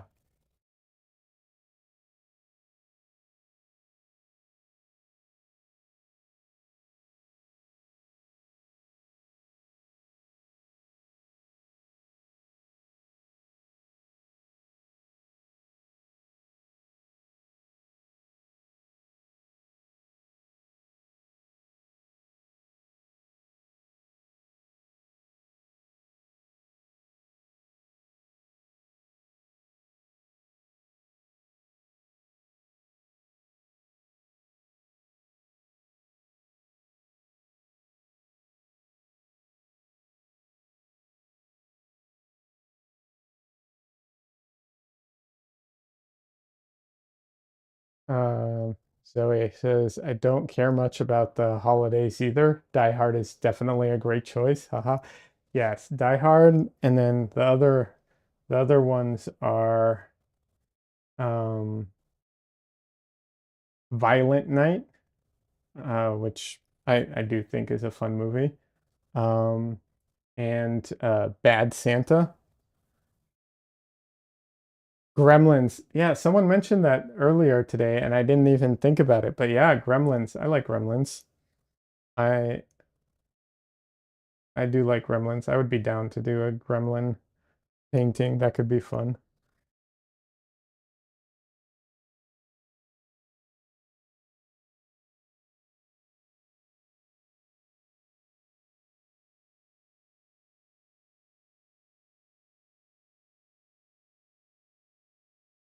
And I think those were it. And and Home Alone, which I haven't seen in a long time. I haven't seen Home Alone in a long time, so I don't know if it's actually still good. I used to like it, as a kid kind of thing, but I don't know if it's holds up very well.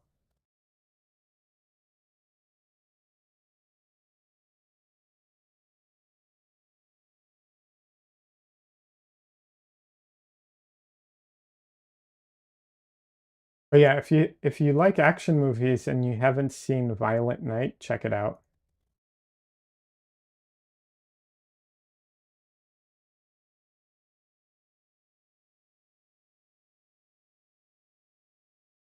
You loved Claws more recently. Claws is a good movie. Yes, Claws is a good movie. It's such a beautiful movie. That's why the story in Claws doesn't, like, it's okay. It's good. The art in Claws is great. That's what makes that movie, in my opinion, personally.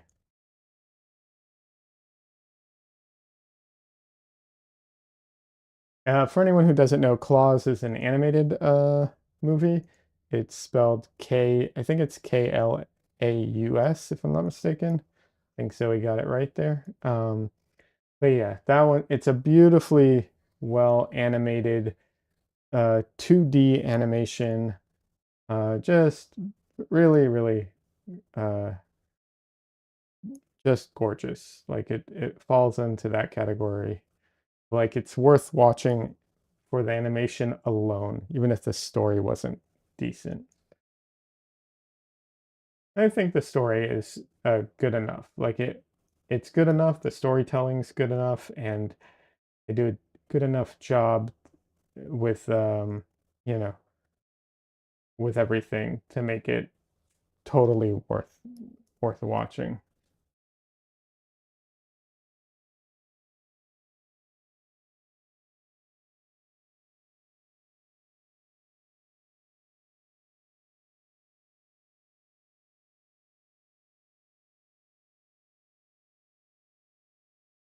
Totally forgot about that one. Thanks for reminding me, Zoe. That's a good one.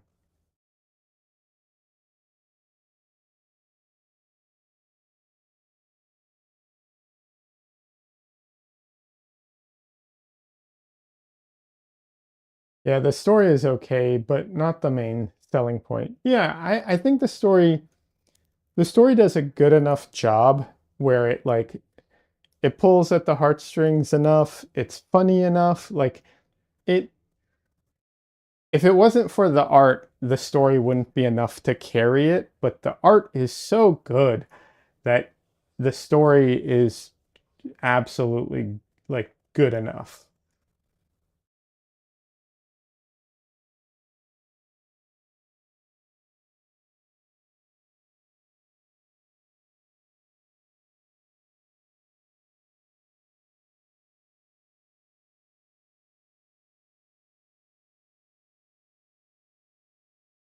But the art is so good. They did such a good job. They developed their own system of like rendering 2D, and I think it's technically like a 2.5D or something, because it's like 2D but it's rendered. The lighting is done as like a 3D um rendering, and it looks so good. But yeah, they developed their own technique and tools for that apparently.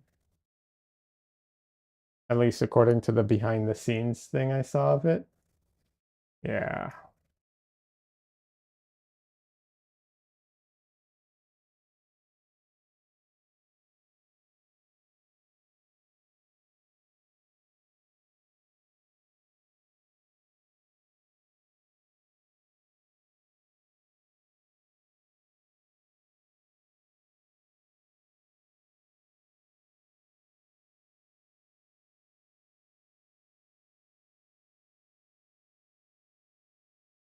There's also A Nightmare Before Christmas. That's also a good one. Although I don't think I would really want to paint that, if I'm being honest, because I feel like it it would either be too much of like a bunch of little small things, like if there's a lot of characters, or if I'm doing a larger like close-up of one of the characters, I don't know that there's enough form and texture to them to be worth or to be interesting to paint. So I feel like I might not want to do that. Oh, someone did mention Edward Scissorhands, and that's a really good movie. That's a good one. French Fry says, I watched the first few minutes of A Nightmare Before Christmas and stopped because it was a musical. It's a good musical. You know, if you can, yeah, it's a good musical. It's a good movie. I think it's a well done movie. It's just not. I get it. Musicals aren't for everybody. But yeah, it's a good movie.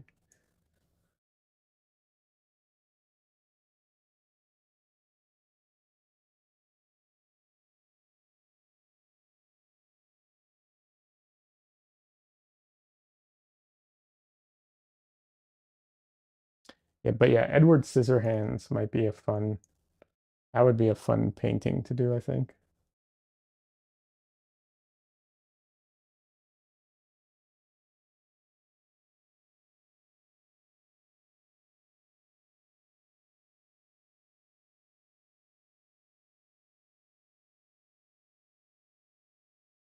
Zoe says, I don't usually enjoy musicals, but this one is special to me. Yeah, yeah, yeah. No, I'm not much for musicals generally either, but some of them are good. You know, there's that one. There's I remember liking South Park, the musical. Been forever since I've seen it, but I remember liking it.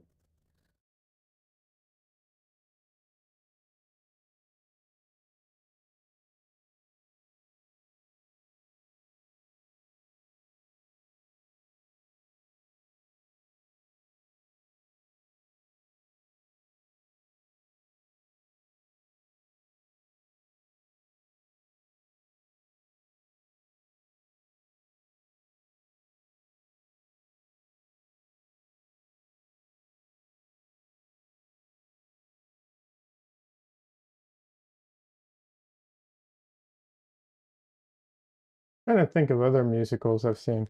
I did go see years ago, oh, what is that one? Saw it in LA, actually on stage. Oh, I can't believe I'm blanking on the name. Hamilton? That was good. This is years ago in LA, but yeah.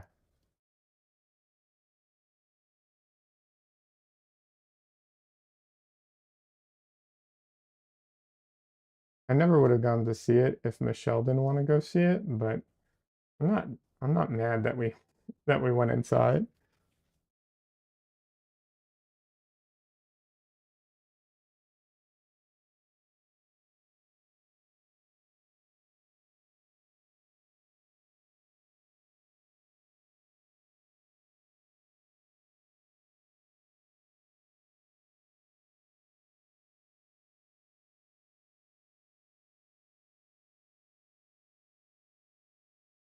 I do think that seeing musicals on stage, like because of the limitations of the stage, in a way, there's more like it's more forgiving, I think. Maybe I'm wrong about that, but yeah.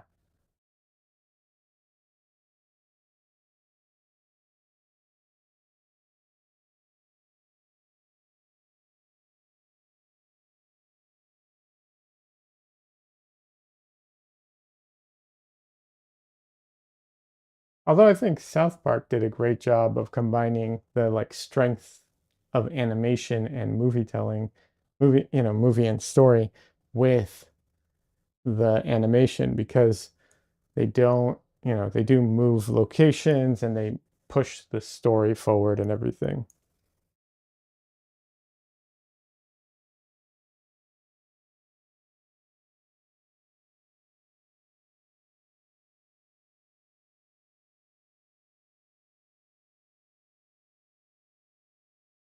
Okay, took me a second. I actually forgot where I was.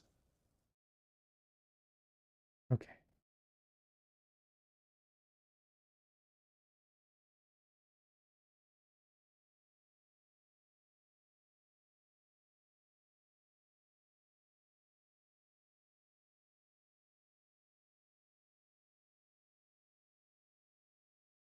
That does happen to me when I'm streaming occasionally and I start talking and then I look back at my canvas and I'm like, what art was I just working on? I can't remember.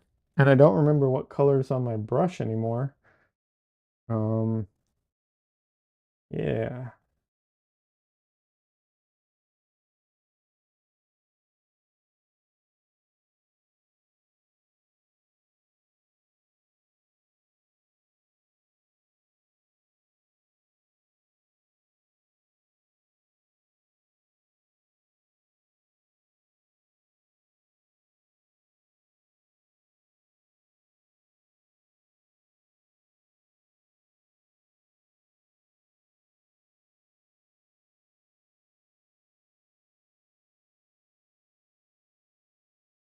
There was that TV show a couple of years ago that was like um it was like a musical TV show where like they started, you know, suddenly like they just burst into song and everything. I definitely did not get into that one. Michelle liked it because she does like musicals, but I was just like, yeah, I think you're gonna have to watch this one on your own.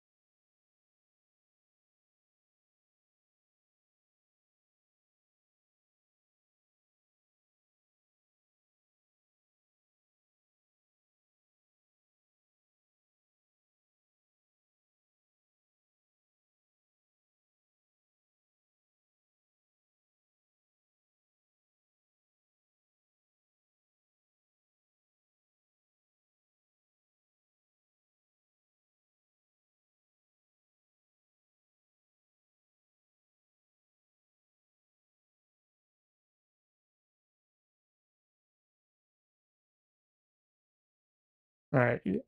Looking like when I'm looking at the monitor, I can see, I can see it a little differently. And yeah, he is definitely starting to come, you know, come out of the pit, out of the surface, and like it's really starting to look like him.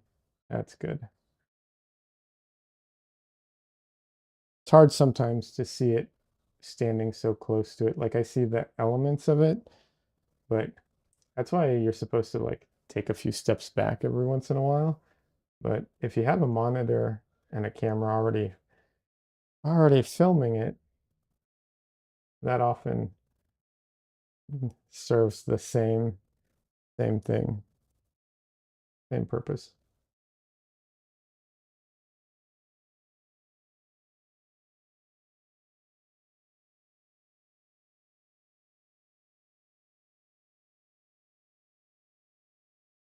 So I purposefully am going to paint his eyes, the white of his eyes, darker than they are, because that gives me room to go lighter at the end and put in some of those like very nice highlights.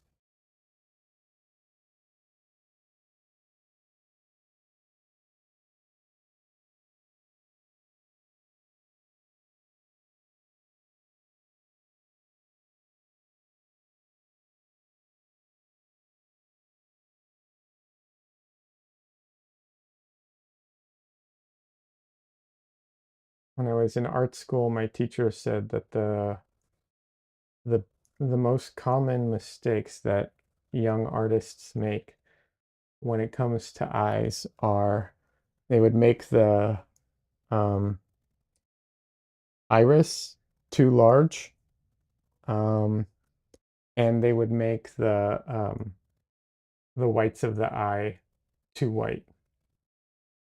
Those were the two things he said that like 90% of students would always do in the beginning.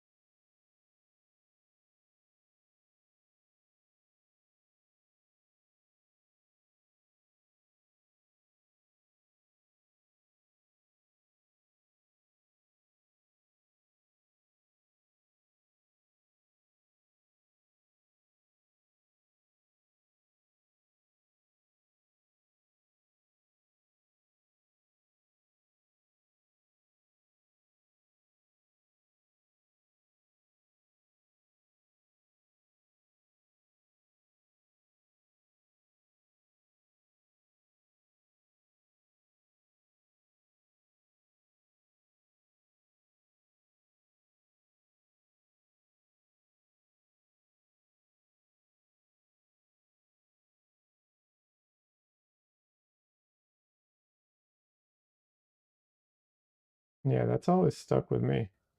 I'm not going to say I never make those mistakes because I do, but the fact that my teacher told me that has always stuck with me. That, and I think the other thing he said was most young artists tend to make um, oh, now I can't remember, so I'm going to mess it up. But yeah, those were the main things.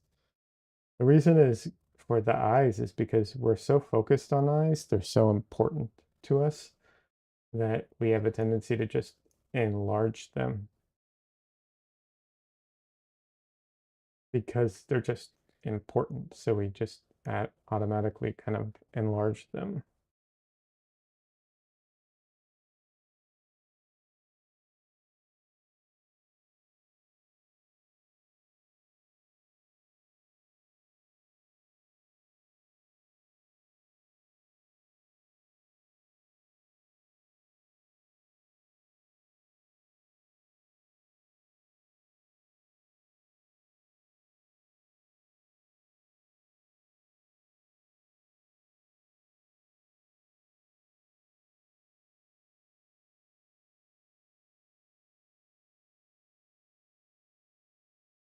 Oh, the other thing was that people have a tendency to straighten faces.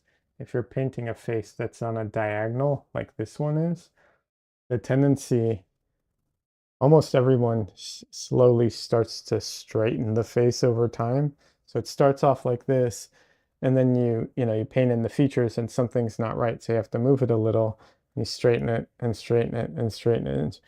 And before you know it, it loses the tilt.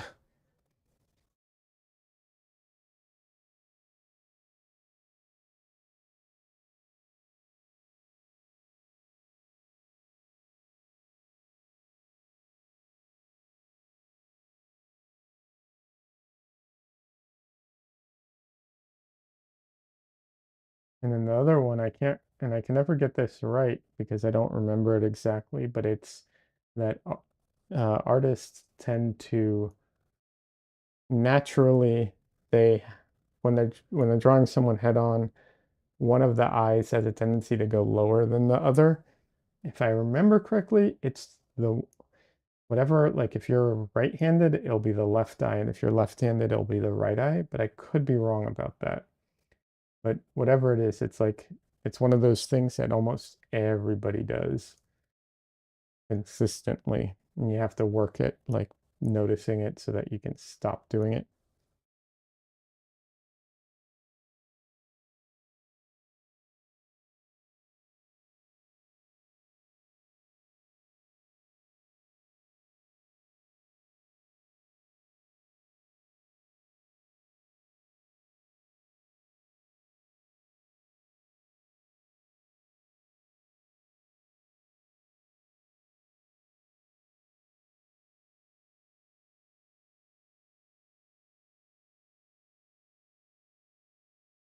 All right, friends. I don't think I'm going to make it to the 3 hour mark today. I think I'm going to have to call it a day a little early today. I am a bit on the tired side today. Um, but yeah, I think that's where I'm going to leave it for tonight for the stream. Um, yeah, I still have some work to do getting ready for the week for the video releases, and also I need to prep panel. Basically, I have a lot of stuff to do. But yeah, just tired today, so I'm going to take it a little easy. French Fry says, great stream, Liad. Enjoy the rest of your weekend. Thank you for streaming. French Fries, thank you for stopping by. I appreciate it. Zoe, thank you so much for stopping by and for the raid. I appreciate it, and it was fantastic catching up with you. It looks good. Thank you for sharing your time with us. Oh no, thank you. Thank you for stopping by. I appreciate it. And yeah, we'll be back on Thursday. And like I said, video releases on Monday through Friday this week. And yeah, that's about it. That's all I got. All right. I don't raid because the technology is beyond me. I'm dual streaming. I don't know how to figure it out. I just I just don't raid because of that. So sorry, no raiding. But yeah. Um, thank you all very much, and it was great, Zoe, catching up with you. And have a good weekend, everybody. Bye, French fries. Oh, shout out to Heather. Bye, Heather. All right, bye.